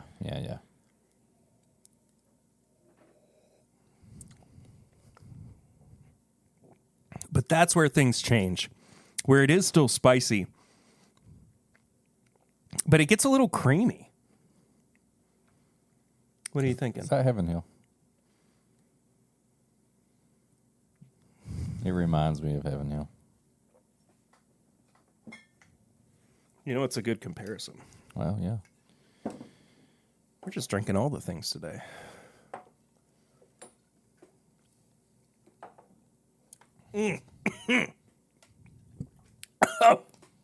What did you just... The Kentucky Tavern. Oh, boy. It genuinely almost made me gag. Boy, howdy, that's rough. Yeah, I didn't pour as much as you did. And I didn't even pour that much. Keep up everybody entertained. I gotta run something out to Lucy real quick. Ooh, yeah. I know. I can't go crazy. So this is your Whiskey Meeting podcast. Lots of stuff going on with me. I might as well use this. So I did switch shifts. So some of my stuff that I had on the board, my personal board, over on Whiskey Mutant was kind of pushed back. Had to redo my schedule and things like that. So look for some more Whiskey Mutant pairs, whatever you ask him to, coming up. I've got one about ready to go. It may be already posted by now. I have a new little solo project that I'm working on that once again got pushed back because of my schedule, but I think it's going to be really fun. A little short podcasty type thing that I've been wanting to do for a while. Look for it in the next month, at least one episode. I'll try to do 1 or 2 episodes a month. Right now, I just can't dedicate too much time to it. I'm going to be going to Disney soon. Look for some pour-overs from there. My 9-year-old wants to do a podcast with me. Dash wants to do a podcast. About what? Just about his day. So Interesting. we're going to try to do a Dash and Dad podcast where love that idea. before he goes to bed, I'm just going to get like handheld mics. We're going to sit on his bed, and he's just going to tell me about something crazy that he learned or a question that he has. So basically, This is how something for family, something for a kid. You're getting your kid ready for school. You get up, hey, there's a Dash and Dad podcast. And if I can figure out how to make time for it and edit it and all that stuff, or maybe I'll just record it and just put it out there. You know what's going to happen is this is going to be how you give your kid the talk. Yeah, too. It's going to be on that. And it's going to be recorded for everybody. So stay tuned for that. Which reminds me, I need to get my handheld mic and take it home. But are we doing Comic-Con? Did we get passes? Oh. I'm going to be going. Is that when you play? Yeah. I mean, we could do like Thursday and Sunday. When are you leaving? I'm going to be gone Friday. And Friday night? Yeah. Oh, I guess we could do that Friday day. We can go Friday afternoon like we did last time. Yeah. We'll figure it out. All right. I haven't asked for I just thought about it. yet. I doubt that they're going to be like, nope, they're already gone. Yeah, right. But yeah, so that's some stuff I got going on. I just had to push everything back because of my schedule change. So look for that stuff. Perry's back. I'm back. Back, baby. Sorry, we got bad weather out there right now, and Is Lucy's it bad out there? No, That's what I'm saying. What the crap? no, but we've got a tornado watch in place. I mean, we are do, about but to get They at least some canceled school. like severe thunderstorms and rain and Yeah, we'll be all right. some like bad winds. But All right. we're gonna be fine. But out of an abundance of caution, Lucy took Eden and Her the dogs armor. to Her Iron Man armor. yeah. Lucy took Eden and the dogs to her mom's To the dog park outside. Yeah. She's just like, we're going in the middle of an open field. We're going to the dog park. and she's given every one of them a metal rod to hold. Mother of the year, everybody. My wife. No, she went to her mom's. But we're staying here because we're dedicated to that sweet, sweet content. And if this is the last time you see us, we love you. Does this episode make it to air? We'll see. Who's to say? Who's to say? There's already been a tornado out there, so. Okay, they don't smell that different.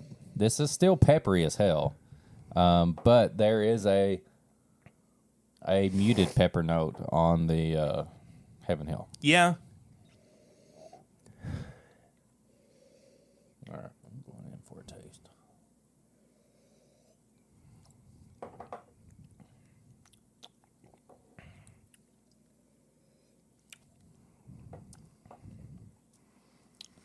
It ain't that different. That's Heaven Hill, dude. It has to be. That's 6-year-old Heaven Hill I'm juice. sure somebody's going to actually. But, like, if you And I bet side you by their side- name starts with C and ends with Had My Daily Bourbon. My Daily Bourbon.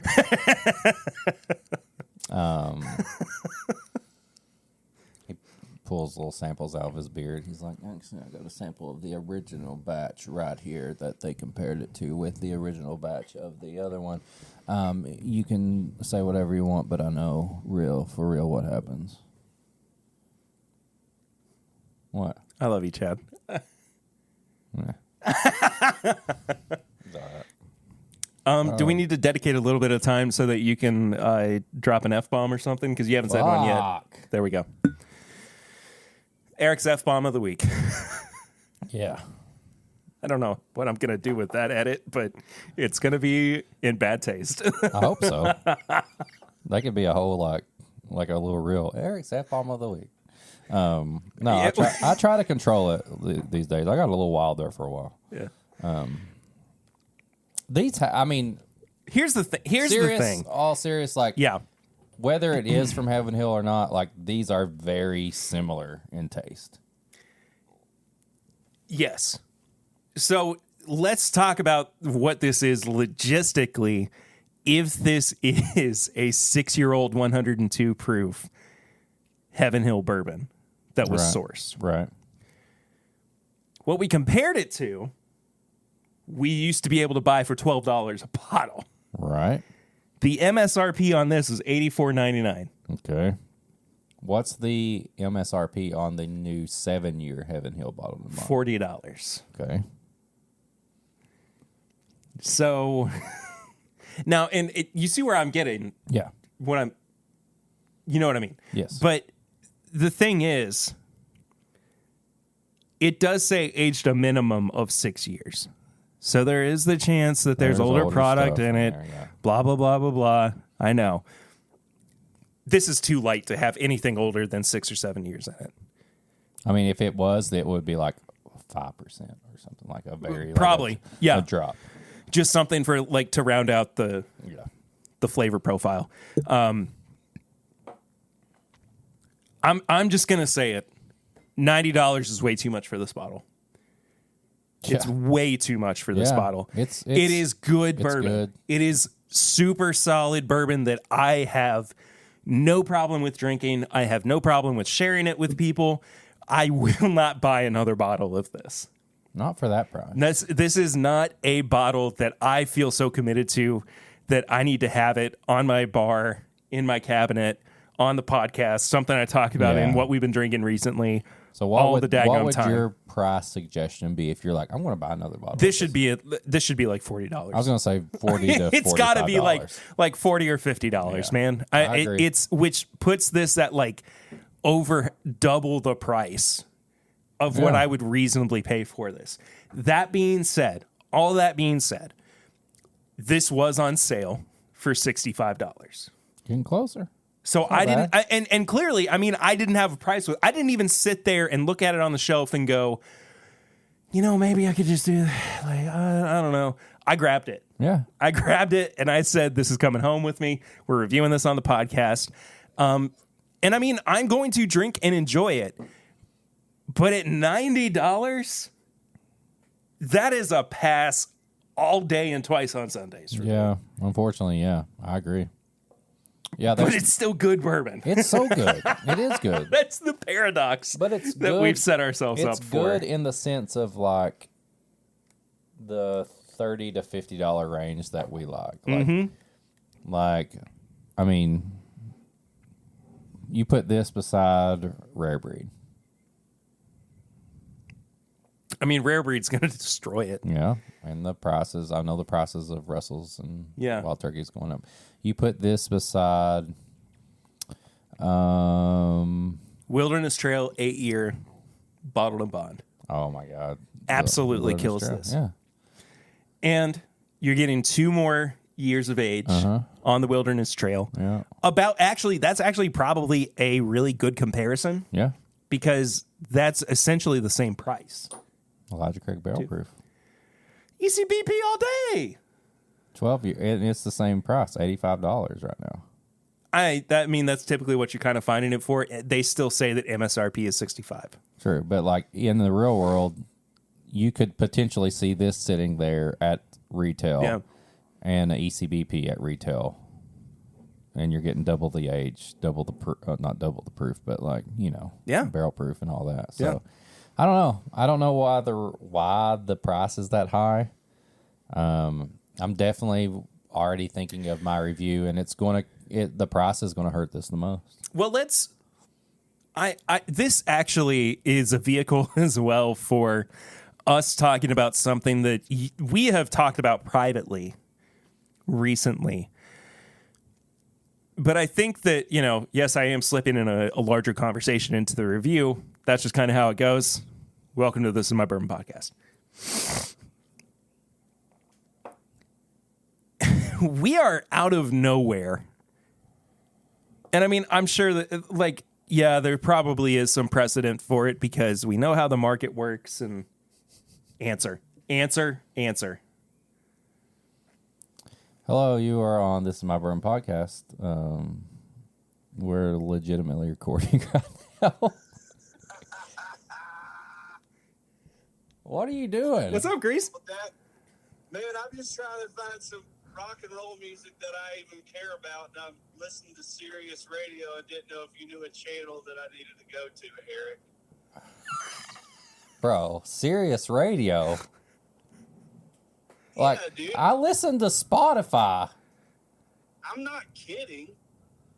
I'm being serious. You download Spotify and then you just type in the genre that you want, and there's 50 million playlists of stuff. Yeah. It's all seriousness. Like I stopped paying for like satellite radio, and I just go to Spotify and I can look up the band. If you type in your favorite band on there, it'll say like Taking Back Sunday playlist, and it will put everybody that sounds and are similar to them in a playlist along with them. That sounds like cool. Too much work. Yeah, I don't know any. Grease, have you just gotten Sirius XM? Yeah. Okay. So like what kind of rock music are you in the mood for? Like some early 2000s like indie rock.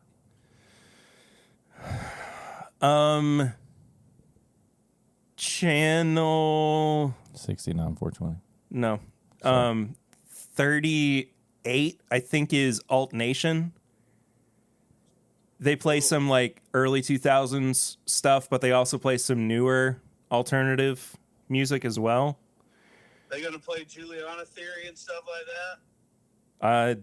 Now we're talking. It's probably not that deep. We're at the top of the world.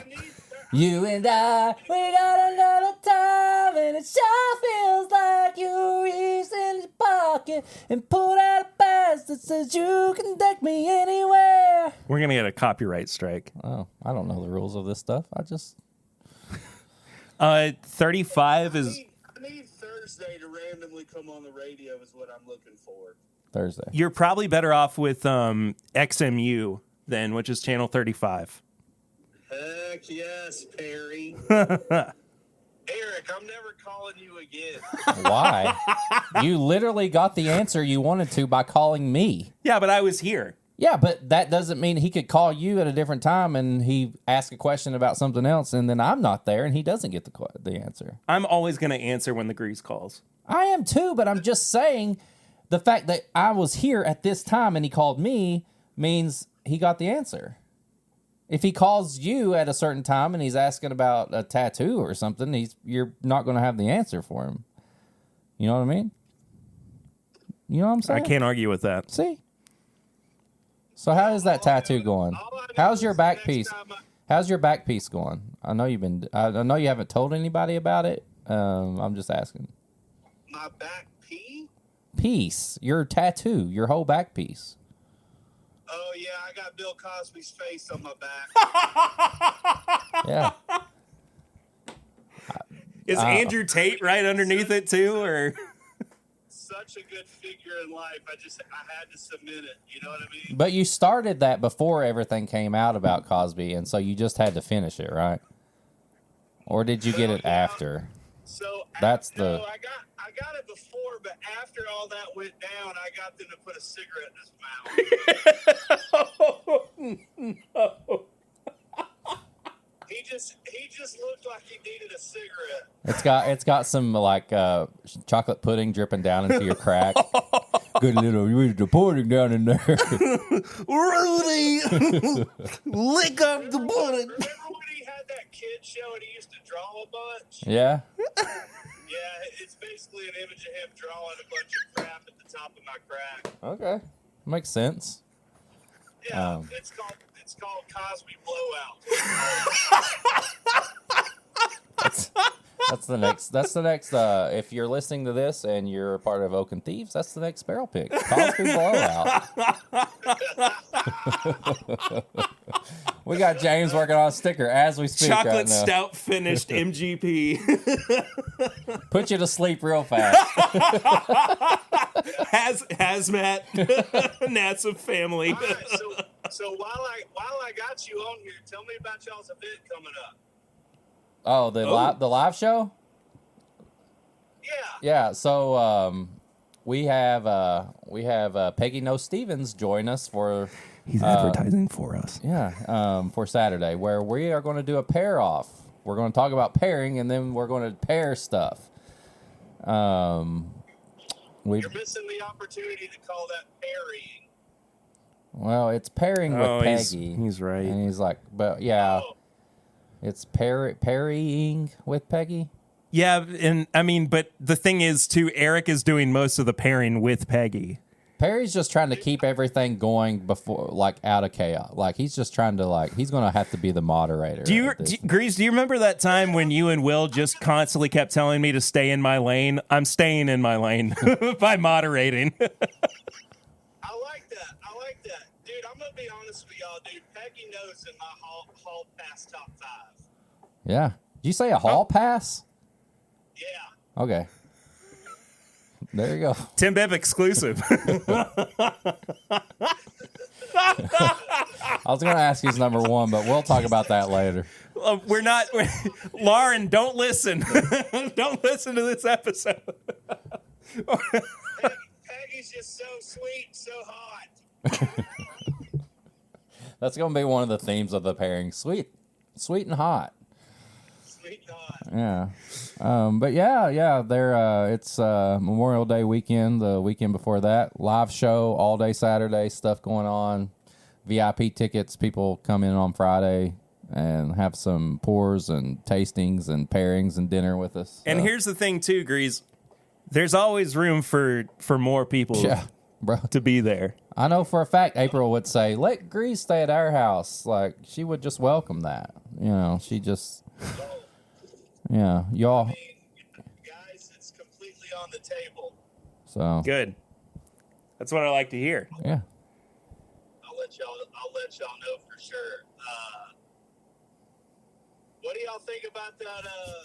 Another scandal up in New York with these allocations. Dude, okay, so I didn't know anything about this until somebody sent me an article. But is this the divisional shift that you were talking about? Dude, it was a wing of it for sure. Yeah. So the retail side of things where the secondary market all of a sudden became a genuine business. Was Yes. that something that you kind of foresaw falling apart? That was the main premise of the divisional shift. Oh, there we go. So it was just hey, Justin's is going to be the catalyst for things falling apart for everybody. I didn't know that specific place would be a part of that, but yeah, I mean, Justin's House of Bourbon happened in the case out in Oregon with the government officials, and now this New York case coming out. It's just hitting the fan. A lot of people embraced the secondary market, and it caused some problems, and it made some people do some sketchy stuff on the retail side. So Yeah. I mean, Well, I mean, it's definitely a part of what I was talking about. You know what's crazy about it though is like, I mean, yeah, what I think it's proven now, and, you know, I can kind of backtrack some of my comments at the very least that I made a few weeks ago, but like, you're right. There was some shady stuff going on, but at the same time, Justin's Dude, I know retailers that were taking their allocations and putting them up on secondary to sell. Jeez. Yeah. That's where it all started. The divisional shift theory started with me. I was like, this is going in a direction that is very troubling, and that a lot of people are gonna face the consequences of. And it's just hurting the whiskey industry as a whole. I mean, no wonder why we're not seeing our favorite stores get those allocations and and conducting them properly, because a lot of them are seeing the writing on the wall, and they're sitting there like, man, we could either make 100,000 on these bottles or hook up our normal customers, which may or may not, be store bunnies, essential whiskey bunnies, or whatever they're calling them, when they just pop in, make their faces known. They're not really spending a ton of money in there. Yeah. You know what I mean? That's true. They're just making an impact with the owner and the retailers. They're like, if they see somebody in there that's a long time and there's good conversation, you don't necessarily have to buy anything. So I think these retailers are, and I know for a fact, and I'll mention them firsthand because I had a meeting with the store owner as soon as he canceled. We had a bourbon club with that retailer here in Franklin, Tennessee, and it was one of my favorite bourbon clubs. Like, we got access to all the allocations throughout the year, and then we had a big drawing at the end of the year, and it cost us about $250 to do it. Right. Which is the amount of allocations you're getting. I mean, if you get one good one, you're possibly saving money on secondary market. So it was a really great program. Well, I'm sitting down with him, and he cancels the bourbon club, and so I kind of just got a meeting with him because we were going to work with him during Whiskey Weekend. We still are, but that's exactly what he said. He said, why am I doing this when all of these people are just showing up for allocations? Yeah. Oh, that's a good point. Yeah. And not spending in your store. Why would I not put those out on the shelf? And he was like, I could put Pappy 23 out on the shelf right now and sell it for $4,000. And I was like, yes, you could. Like, I totally agree with that. Yeah, and however, I mean that's I think that we have kind of set ourselves up for failure in some ways too, because we anticipate that other people are going to have like the same moral standings that we do, where it's like, oh, store owners are just going to treat their frequent customers the right way, and they're going to charge them fairly.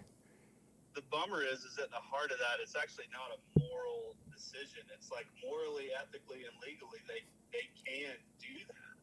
Yeah. We just haven't seen the scope of it in whiskey, until it started to boom during the pandemic and all of that stuff. So. Yeah. All right, one question before we let you go. Yeah, dude.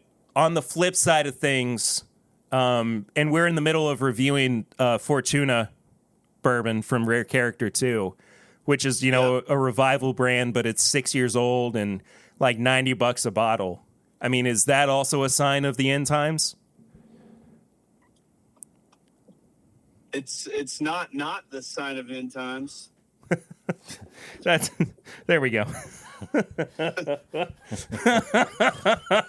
And there's your answer. So is that a greasy enough answer? Yeah, it is, absolutely. Grease, love you, buddy. It was good talking to you for a little bit. Love you too, guys. Love you, brother. Later, man. See ya.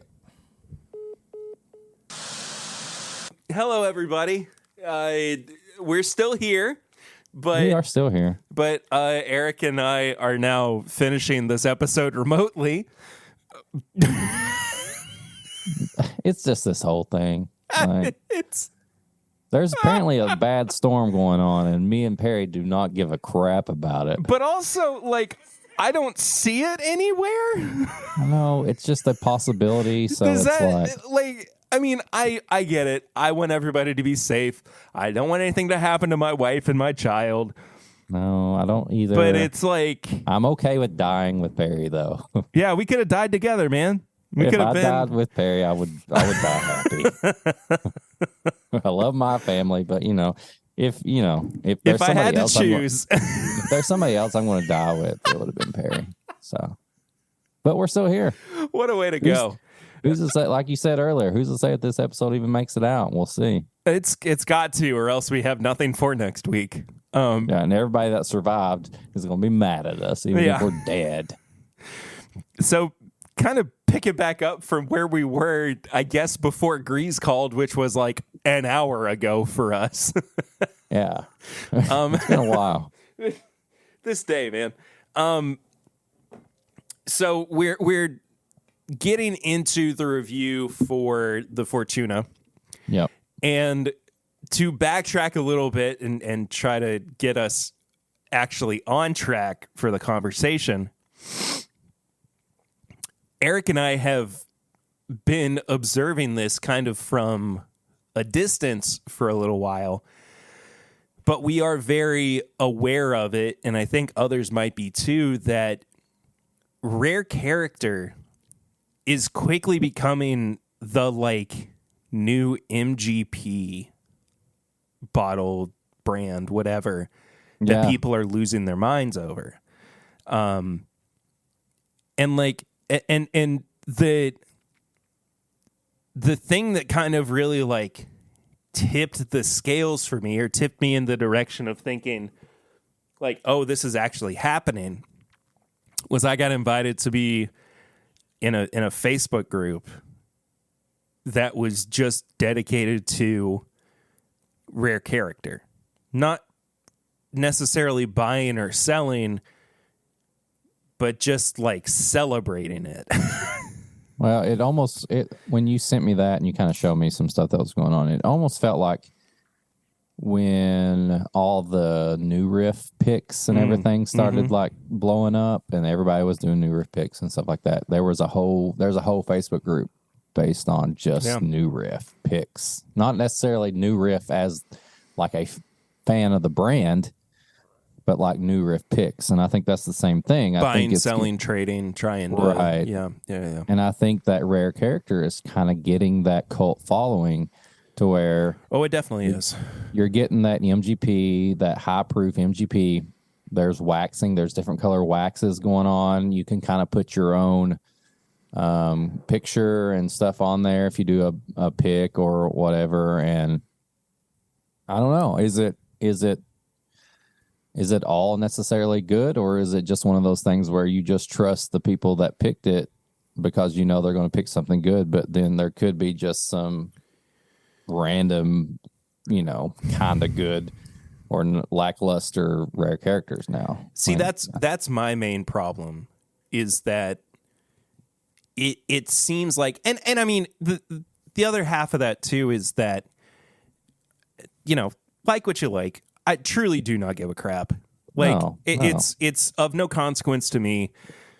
If people want to dedicate their pursuit of bourbon, their bourbon pursuit, towards one particular brand, we let that. We allow that to happen and don't say anything about it so often. No, I've thought about it before. I've thought about doing that. Well, sure, yeah. I mean, it would take very little for me to drop every other brand and just go to Wild Turkey or Jim Beam, or Heaven Hill. Those three brands I love dearly, and I don't think that anybody sure, you have flavor profiles that you like, or you have particular bottles that you like more than others, but I don't think that it's such a big deal that people are going to go, you can't do that, or you can't think that. You know what I mean? Yeah. So to me, it's less of condemning people for it and more of is this the direction that we're actually moving in? Like, are we Right. really seeing not a divisional shift, but that's the only thing I can think of now because Grease, that's been a because we part of the talked about it show, with apparently. Grease. Yeah, exactly. Yeah.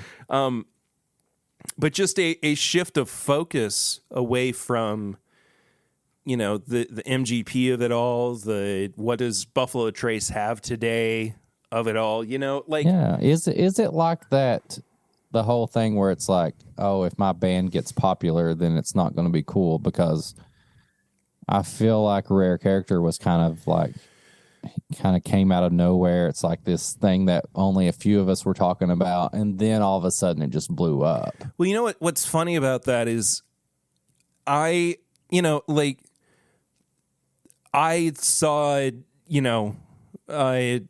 Dave Jennings and his picks. Mm-hmm. And God, actually, maybe that was just it. Maybe that's the only thing that I had seen. And then all of a sudden, there's a Facebook group with hundreds of people who are in support of this brand when I've never seen a bottle of Rare Character on a shelf in any store. It's, I guess my question behind that point is like, where is the hype coming from? You know what I mean? Like, who is the catalyst for it? Who is actually like providing these really good picks? I think it is another Blue Run style thing. I think it's a very social media, Instagram bottle where they do a good job at providing bottles to influencers, and the bottles look good, so they look good in pictures and stuff like that. I think it's a very good model for the influencer / social media culture, and I think that's where most of it comes from. Like, I don't hear as much from it outside of that. I feel like it's all like social media driven, just like Blue Run was. Like they interact. They do whatever they can to interact on social media. They're sending handwritten letters. They're replying to things on posts. They're doing all that, and I see Rare Character doing the same thing. I think it's a very social media influencer brand, driven brand. Well, right now. I understand it from that particular perspective, but I also like the other part of it too is that there's got to be some push behind like the quality of the product, right? And so I mean, if it were bad whiskey, people wouldn't be saying anything about it in the positive light that they are. Yeah. I think they've got great barrels and they've done great things, and they feel confident enough to push it to the masses like that. But I think it still begs the question, excuse me. Who are these picks going to? Like, where did this start? What was the beginning of Rare Character even being like a brand that you should pay attention to? You know what I mean? Like, it's less of like, I know the first one I saw. Which was Hotel Covington. That's remember weird. when? Yeah, well, that's when it was. It was I'd actually stayed there, and then by following, yeah, that's right. Yeah, I'd stayed there for a weekend. Me and April went to. We met up with Ian and his wife, but we were staying at Hotel Covington, which is a very bourbon whiskey themed place. And they were releasing or talking about, or I'd seen it posted, a Rare Character. And I was like, what is Rare Character? Like, it says Rare Character and it's Hotel Covington. And I'm like, what in the world? And then I started noticing bars and places similar to that were getting picks. And it kind of got me like thinking like, oh, okay, well, we'll see what this is about. And then all of a sudden I see Liquor Barn gets one. I see Dave Jennings gets one. And then we've got Chad My Daily Bourbon talking about it 24/7. But he starts posting all these stuff, and before I know it, I'm influenced enough to where I have a friend in California who is like, "Hey, what do you know about this?" And I'm like, "Oh my gosh, like grab me one of them." And this is a Helix liquor from California that I've got. I've not even opened yet because I have other stuff. And it's a 6-year rare character single barrel release. Is it Kentucky? It just says straight bourbon whiskey. This is an MGP. It says distilled in Kentucky. I mean, distilled in Indiana, aged in Kentucky. Gotcha. So I don't know the exact details on it, but it like spiraled from that. I heard about it because I was staying at this place, and then all of a sudden I see bars and hotels are doing picks. I'm like, oh, this is something. Then I see somebody on Instagram, like Dave Jennings or something, do it, and then all of a sudden, like My Daily Bourbon's posting about it, and then I just see like rare character everywhere. All of a sudden, yeah, it's like, and then I see Pablo, the guy who does the stuff, like he's like posting and commenting and stuff like that. And I feel like it was all due to social media. Sure. Yeah. Sure. So that's just my personal experience with it. And I think, I would share, I got the Rare Bird pick, and me and you had it together and stuff like that. So, but then, like the one we're reviewing, the Fortuna, like then I see people that, maybe I only hear them talk about stuff in person. Like I don't really see them on social media talking about this bottle. Right. Like, so did that like cause like kind of a snowball effect to where it led to them being able to do a product that's more widely known? I don't know. I think it's a brand that benefited off social media. Sure.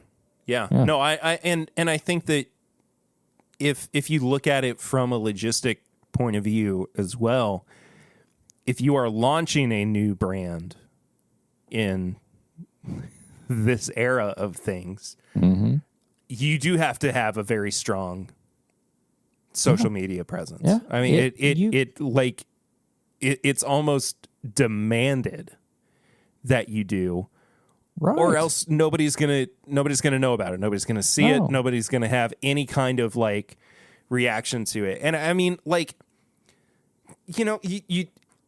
I'd going back to the pregame chats, you think about something like Hidden Barn. Yeah. Like that's a new brand. That was something that just kept building hype and getting momentum because of the social media push of it all. Yeah. And so, I mean, I totally get that. I don't have, as far as like that perspective, I don't have like any notes or anything, I totally agree with you. If you're listening to this and you're trying to figure out how to do your brand, like I'm not going to say that we have the best advice, but I will say if somebody posts the bottle that you have, if you like and you comment on that on their post, or you send them a message and you give them things to post about, whether it's the best whiskey ever or just kind of average, like people are going to post about it. Yeah. You've just got free advertisement. Yeah. You're showing that you're a brand that reaches out to the customer. And you could start, like, I think that, I don't know the numbers and the logistics of everything, but I think you could build your brand off of social media and then make it into something bigger just by people sharing the stories. They'll screenshot you talking to them. They'll repost everything you do, anything you send them or say to them, they're going to repost, and they're going to build you up as a brand, whether you're just another source product or something that's above average or not. Like, that's just how it is right now. Like, that's the 100% honest truth.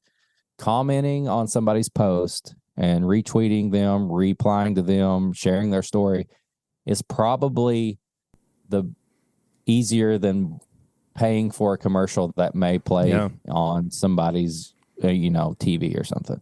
That's just how it is. That's the time we're in right now. Yeah. And I think this is a brand that's done a good job with that. Yeah. So, Well, with that in mind, we can finally get to actually reviewing I feel the like Fortuna. I've been waiting to review this for hours now. I mean, almost. It's been It really has. literally It really almost has. 2 hours since we started drinking this. But so just to kind of, in case, I got lost or people kind of forgot, Fortuna is a 6-year-old 102 proof bourbon, Kentucky straight bourbon whiskey. It's sourced, of course. Our inclination is that it's probably Heaven Hill product. It tastes like it. It I definitely just had does. the 7-year, and it still tastes the same profile. Well, there you go. Yeah. And the MSRP is like $85. I keep saying 90 because that's what I've seen it for the most around here. That doesn't mean that it actually is 90. I think, That's what kept us from having it till now. Yeah. Yeah. And, I got it on sale for 85. So, or excuse me, 65. Yeah. No. So those are kind of the down and dirty, the nitty gritty of it all. But we're going to put it through its paces the way that we normally do on the podcast. Nose, palate, finish, and price. Each category is out of 5. Final score out of 20. Eric, what are you thinking about this guy here on the nose? The nose, to me, is the most unique, like up in your face part of this pour. I give it a 4 because there's this black pepper note that, like, it's not like, to me, it's not like just a hint of pepper. Oh, that kind of smells like pepper. Like, it's like you took the pepper shaker from your grandma's kitchen and you just started smelling it. Like, it's up in your face and it's giving you some pepper, and like, it's here. Like, it's a great nose. I love it. Yeah, I totally agree. I think it's a very inviting, very different nose. While it may taste like Heaven Hill, I don't really think that it necessarily smells too much like it. No. If it is Heaven Hill, for the large part, Rare Character has done a very good job of crafting this into a flavor profile, or like its own kind of identity that may not be exactly what you would get if you picked up, the 7-year bottled and bond from Heaven Hill or Elijah Craig small batch or whatever. I do think that it's its own thing in more ways than one. I didn't quite like the nose as much as you did. Still very inviting, very enjoyable. I'm going to give it a 3.5. Okay. I'll take that. On the nose. Yeah. Palate is where it kind of dips a little bit for me. I gave it a 3. I gave it a 3. I'm going to I'll go ahead and agree with you there. I did the same. I gave it a 3. It's just, I want more from it. Like, it's a little bit thin. I think the spice is definitely there, but I don't know, man. Like, it's missing a backbone that a product of this age and price should have. Yeah. Like, it's just it just feels like the puzzle was incomplete. Well, I feel when they tried to put it all together. Well, that's what I said when we tasted it earlier. I was like, I think this is Heaven Hill. And I wasn't like thinking like this is like Elijah Craig 18 or Parker's Heritage.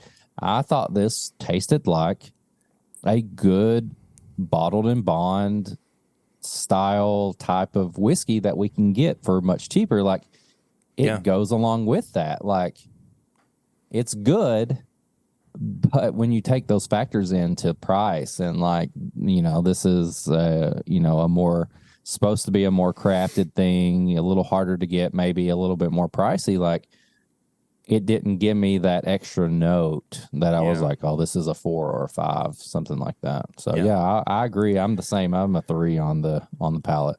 And I think even the finish kind of goes a little bit further than that too in terms of like thinness. Yeah. It just evaporates very quickly. The thing that I am noticing on the finish that I wasn't really getting anywhere else though is a nuttiness. Yeah. It's not a Jim Beam nuttiness. It's that Heaven Hill has almost like a hazelnut quality. Yeah, to they it don't have the at peanut times. type stuff, but they have hazelnut, macadamia, something kind of in that realm, that family, which I like. I quite like. I think that it introduces something that definitely in no uncertain terms makes me want to go back for another drink, but at the same time, I'm like, I want something with a little bit more substance. Yeah. And so straight down the middle, 2.5 for me on the finish. I'm close. I kept it at a 3 again. I think it's good, but it was good. It wasn't bad. There wasn't enough to make me give it more points than the palate. So yeah, right down the middle, I think. It's not bad. It's not better than the palate, but definitely not better than the nose. So a 3. Yeah. And the price.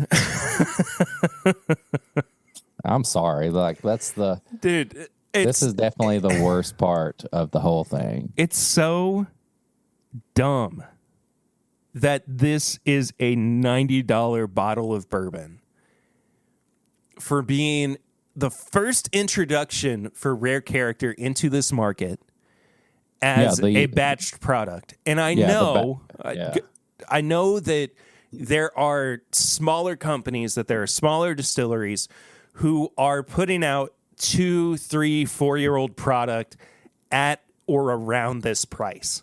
I get that. But this is so evident of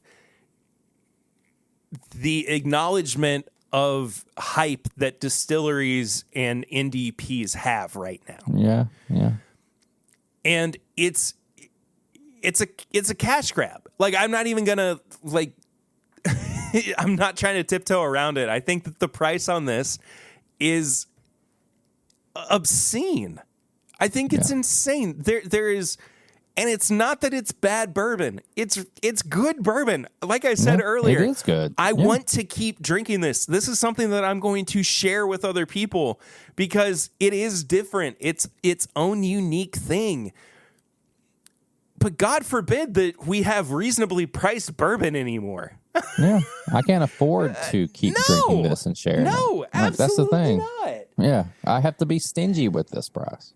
Although I want to share it, and I feel like it tastes like something that I should be able to share and kill and go back to the store and get another one, the price just doesn't let me do that. No. It doesn't. That's just how it is. Like, and you said, it's good, but it's not. It can't be shareable because the price is just too much over my budget for shareable bourbon. And even if it were at the sale price of $65, which is what I bought it for, even if it were there, it still wouldn't be a 5 out of 5 for me. And that's just because I know what the bourbon inside is. I think the part of me that I'm like, what am I trying to say? So I've got several of the single barrel picks, and they're usually around the same price, maybe a little more, but I expect to pay that for those because it's a selected product, it's a single barrel and all that. This is the thing I expect to be able to go and be like, I'm going to get the batch because I like their profiles. I like what they do.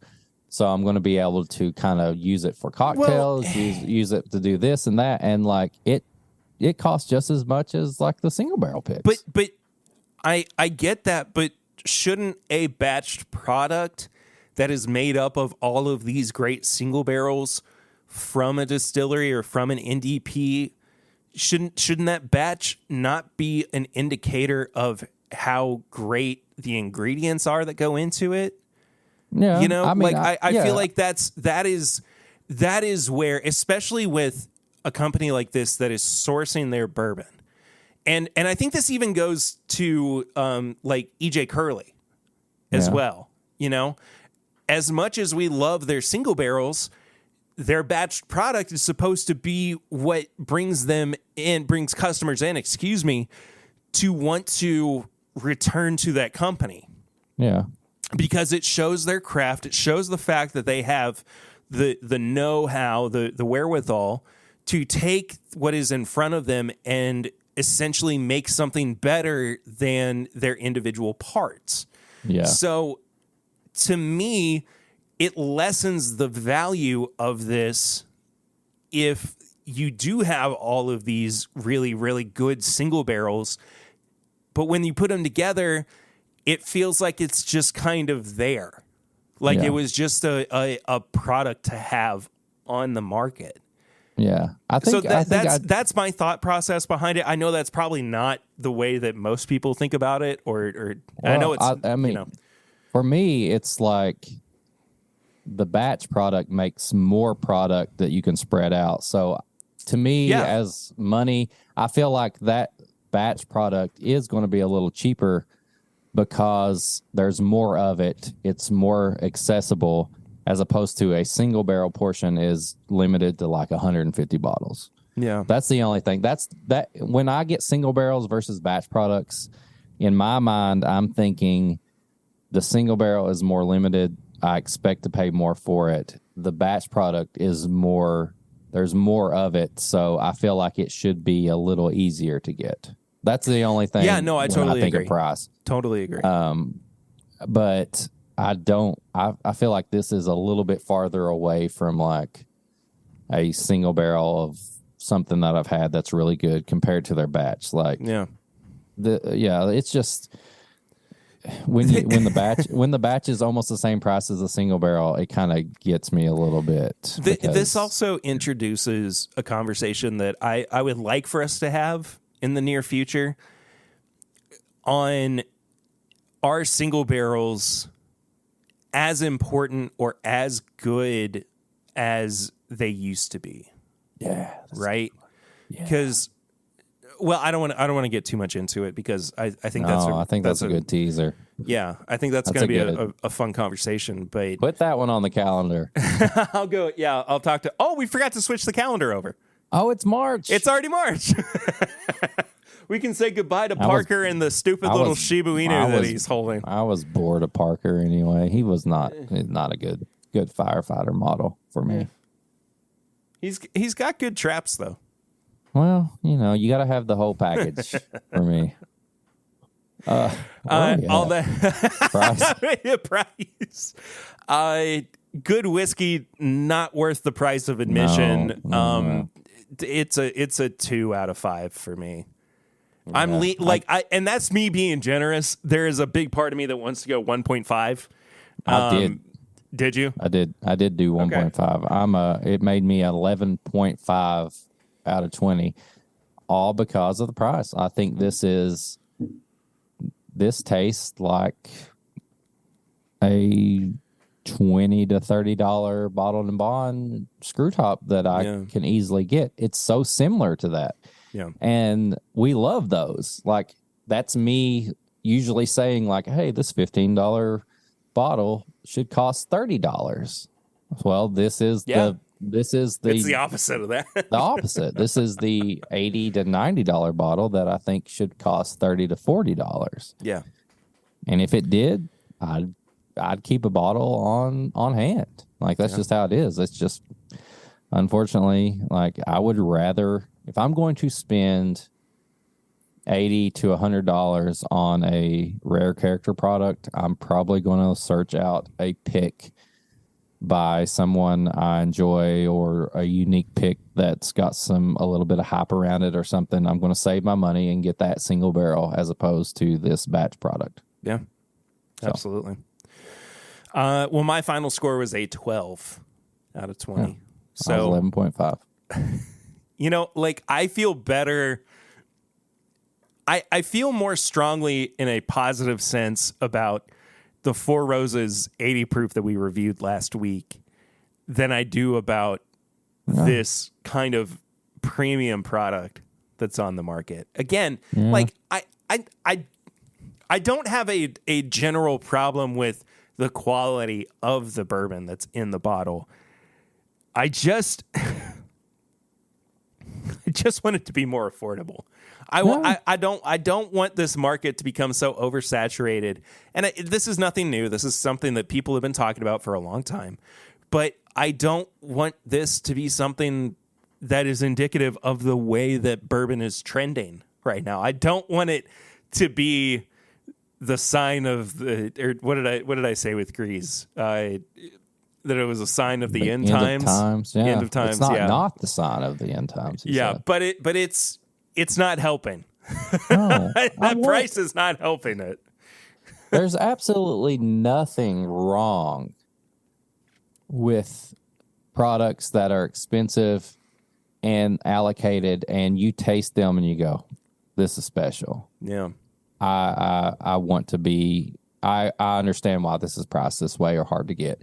Then you turn around and then you drink something that's like, this is good, and I want to keep drinking it, and this is great in a cocktail. This is great as neat. This is great over rocks. There's nothing wrong with that. It's when those products start leaning towards, like, okay, you're a crafted product, but you need to understand that you're still not in that special category yet. As bad as that sounds, like, I don't know. I feel like stuff's getting priced to where you're not priced in the right category. Like, you make me want to drink you more. You make me want to use you for cocktails mixed with stuff and neat or whatever.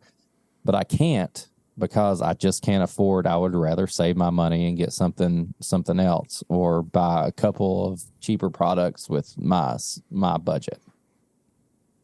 Yeah. I'm in the same boat for sure. I feel like a lot of products pricing and stuff are blending together now to where stuff is being priced too much or too little, and I don't know. It's just a big blob of stuff going on right now. I feel like that's we kind of eased our way into high proof hot takes. Yeah. By talking about that. But I mean, do you have any high proof hot takes this week? I don't know. I think you seem to be in a good headspace, so I am. I think it's just the whole, like, let's not. I probably said this before. Let's not take our whiskey and bourbon so serious that it becomes a negative. Like, just have fun with it. Keep everything fun. I feel like some people are focusing so much on it right now that, like, they don't want to do anything else. Like, I see posts and I see, like, stories and stuff, and I'm like, do you guys have anything else other than whiskey to, like, talk? You know what I mean? Like, and I'm not being. Yeah, I get it. And that's fine. If you want to live your life 24/7 whiskey, that's fine. But, like, keep it fun and, like, pair it and share it and do things to where you're like, you know what, maybe I had a pour, but this movie or this show that I watched was probably better. I enjoyed it more than, like, the pour I had or something. Like, you don't have to, like, focus 24/7 on whiskey. And I feel like sometimes the people who do that cause it to be less fun. Yeah. So that's my hot take. If you enjoy whiskey and you're a bourbon enthusiast, that's fine. But there are other things to talk about and to enjoy. So that's my hot take. I don't have any this week. Yeah, you're nice. You're a nice boy. I'm a nice boy. Yeah. You're a nice I'm the boy. resident nice boy of the podcast. You're the nice boy. Tips and bits, though. Oh man, I've got stuff to recommend this week. Okay. I probably need to hold off. Have you got a chance to watch Mando? Yeah. Yeah. Oh man. Okay. I loved the first episode, dude. No, I did too. I just didn't know if you'd had a chance to watch it yet because I was like, I didn't know if I should talk about that or should I talk about the movies or I should talk about anything else. What do you mean the movies? Cocaine Bear. Oh, yeah, I haven't seen Cocaine Bear yet. I know. I want everybody to watch Cocaine Bear. So, quick Cocaine Bear. It's a horror comedy. It's probably not for everybody, but without spoiling anything, it has the feel of Shaun of the Dead because there's a lot of character work and stuff like that. But then all of a sudden you'll see like a gruesome, like gory scene that you probably didn't expect from this movie. It does that great. It's funny. It's honestly based on a real story. A true story. Yeah. A true story. Yes. The bear didn't actually go on a rampage in the real story. Unfortunately, it died. And that bear is stuffed and here in Lexington, Kentucky. You can see it on screen right now. There's an image of Pablo Escobar. There he is. But it was based around the whole bluegrass conspiracy thing because there was like this whole like crime syndicate / drug lord thing going on between like Tennessee, Georgia, and Kentucky. And they did all this stuff. And this story is based on this whole thing of this plane full of cocaine that they were trying to smuggle across the Appalachian Mountains. And the guy doing it jumped out of his plane. He landed in the driveway of someone in Knoxville, Tennessee, dead. And then his cocaine got scattered everywhere, and a bear ate a bunch of cocaine. The bear, unfortunately, like I said, died. But this story shows what might have happened if the bear got coked up and just went on a rampage. It's kind of a what if. Yeah, it's a what if. Real life. And it honestly, like, it spins it in a way like a Tarantino style movie would, where it shows the drug dealers doing stuff. It shows like some random people in the hiking that got involved in it. It shows like another family that got involved in it. And then at the end, all their stories kind of combined. Oh, like Magnolia. Yeah. Yes. or there's like, Love Actually. yeah, there's like 3 or 4 different stories going on, and then they all kind of interact together. Highly recommend Cocaine Bear. It's so funny. It's got gore. It's like 3 different stories in one. And then Bad Batch is still good if you like the animated stuff in Star Wars. And then we have the first episode of the new season of Mando. Oh, it's so good. Which made me realize how much I had missed the Mandalorian. Mando. Oh, dude. Yes. It's an adventure story. Like, this first episode is just nothing but fun adventure, and I loved it. Now here is my one complaint with it. I don't want to spoil any like story points or anything because I mean it's still pretty fresh. And I think I want to give people time to to watch it and everything. But I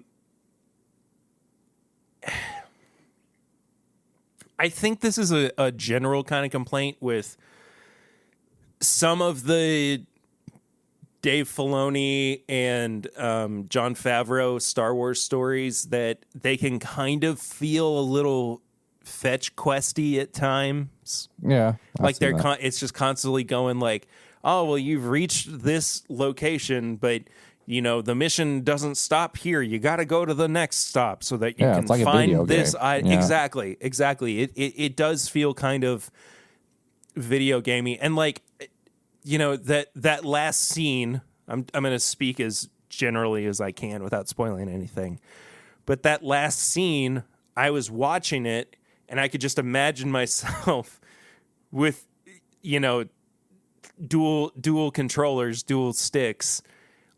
Looking around as Mando was walking down the hall and just kind of like viewing the surroundings. Like it felt very, it did really feel very video gamey to me. Yeah. Which I don't think is necessarily a fully bad thing, but within this context, it didn't make a whole lot of sense to me necessarily.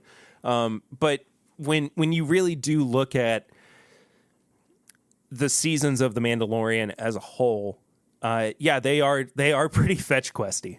I mean, it's not something that they are unfamiliar with. It's a couple of side quest stories, and then you got to have a main story. You got a cameo at the end of the second game where the character that you know from the big world all of a sudden, and like, oh, you mean you tell me it's all tied in with this, and holy crap, it's gonna become like there's another comic book or whatever. You know what I mean? Like there's just little parts of it that feel like they were scripted better for a video game or more for a video game. I agree. Than anything. But it's still a really great first episode, dude. Yeah. I can't remember I don't think this is too much of a spoiler because I think it was in the first trailer. But the the race of characters that Babu Frick is. Oh my god! They show back up in this episode of The Mandalorian. I popped so hard when Grogu. There's a part where Grogu thinks one's a little pet or a little toy, and he's just like hugging on it, loving on it. And I was like, that's what it's like having a toddler. It's like you can't just pick anything up that you think is cute or. And there's a big if you've watched Rebels. Oh man! There's a big tie into Rebels. That's kind of you got to know if you've seen it before, but it got me good. It got me good. It's exciting to say the least. Yeah. The things are tying in, like they're working everything from every episode and things into it. So, I got a couple things on top of that this week. The first one, which I was not expecting to love as much as I did, but absolutely I recommend just on the highest level, The Unbearable Weight of Massive Talent, the Nicolas Cage movie that came out last year. Oh, that's a great movie. It's so good. Pedro Pascal's in it. I'm on a big Pedro Pascal kick right now because of The Last of Us. And I guess The Mandalorian too. So this is just a Pedro Pascal. There you go. Centric Pedro tips Pascal and bits. Podcast. What would that podcast be called? This Pedro Podcast. This is my Pedro podcast. I think it'd have to be like Pedro Podcal. You remember when Lucy made a surprise appearance in the podcast earlier? Oh yeah. We've got another surprise guest here. You got to give me a kiss. Okay. What'd you just get?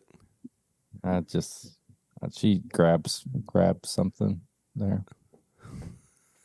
See ya. She's not even talking to you? No. No. Woo! All right. Well, Unbearable Weight of Massive Talent's great. Love it. Such a good movie. I am also I finished the initial storyline, and it's kind of branching out into the fallout from it. But Chip Zdarsky, who is one of my favorite comic book writers of all time, is currently in the middle, and I said this earlier in the episode, of writing what I think is the best run on Batman since The Court of Owls, which was the rebooted story after the New 52 started. But the series, the story itself, the initial like 5 or 6 issue run was called Failsafe, and the gist of it is that Batman created a sentient robot. Oh, I've heard about this. That could counter him, that would activate if ever he went too far and broke his one rule, which is murder. Like, say what you will about the movie Batman, like they do kill and everything, but comic book Batman, his thing is he does not kill. That's and that has been explored and re-explored throughout his history. But this robot activates because there's a little twist, like you. Okay. But holy crap, it's so good. I was just riveted the entire time. When a Batman comic is like, but when it's on, It's legitimately some of the best comic books top that you could tier ever read. comic book storytelling, for sure. So go and read that as well. I've just been reading it on Comixology, which still is a hot, fiery load of garbage on an already on fire dumpster. Like it's the format, the platform is absolutely atrocious. They need to fix that. Fix real it. Bad, please, for the We've love complained of God. about it for years. It's so unfortunately bad. But anyway, that's just the preferred way of reading for me right now, because I don't have the space or time to buy a bunch of physical comic books. Do you know what my preferred way to listen to this podcast is? I bet you I know it, but I want you to tell me anyway. Patreon.com/MyBourbonPodcast. For as little as $1 a month, you can support the show. But at $5, you get all the stuff. You get the uncut episodes. You get Pours from the Floor. You get Samply Irresistible. You could listen to us train for Matt Madness. That we had fun, but we didn't win. It went so great. No, but you can listen to us try. And then all the first updates and chances to get things and all that is on patreon.com. That's the place. That's the place. $5 a month gets you everything. So I'd jump on that. And then if you want to send us a message, you can send a message to thisismybourbonshop@gmail.com. We can do a review for you. We can read something. If you're like Dustin and you don't do anything social media wise, you can send an email to that. Or you can send a question that says, what's your address? I'm going to send a handwritten letter to read out. You could do it there. So do that. You can get some merch and apparel on This Is My Bourbon Shop. Do we have anything new up there? Just the same old stuff right now? Not at the moment, but we're going to have some new stuff coming real soon. We're going to have some new stuff. We're going to have probably This Is My Bourbon Weekend 2023 stuff up there. So check in there. Perry's getting his bandana ready right now. How'd you know? I saw it. I saw it there. If you want to leave a review or rate the show, whatever podcast app you use, if you're on Apple, you can leave a review. We'll read it out, whether it's good or bad. We'll do it. If you're on Spotify, you can leave a rating, 5-star, 1-star, whatever. Just do it. It helps. If you want to follow us on all social media, it's at PRitter1792. If you want to follow Perry, if you want to follow me, it's at Whiskey Mutant. If you want to follow the show as a whole, it's at My Bourbon Pod on all social media. You can go to Facebook. You can join the Facebook group. This is My Bourbon Podcast Facebook group. We post show updates. It's after Patreon. It's your second place to get any exclusives going on there. So join the Facebook group. What else am I missing? Barrel rings? Can tell. Yeah, barrel rings. That's where you can be on the podcast. Not live, but you leave a voicemail. We'll play your voicemail on air, and then we'll reply to you, and you're on the podcast. You're like the temporary third coast for that little section. 859-428-8253. Call that number. You've already saw it like 100 times earlier in the beginning of the episode, which Perry has to edit and put it on there a bunch of times. So you got to make it work. But yeah, call that number, 859-428-8253. We'll play your message. We'll reply to it. You're on the podcast. That's it. Do we have anything? Oh, do we something with Patreon? Do we have something with Patreon? Now look, I understand you can't sustain it forever. We did have a couple of patrons that left this week. Which I'm not shaming you. I understand. But don't leave the Patreon. It's my fault. It's your fault. What'd you do?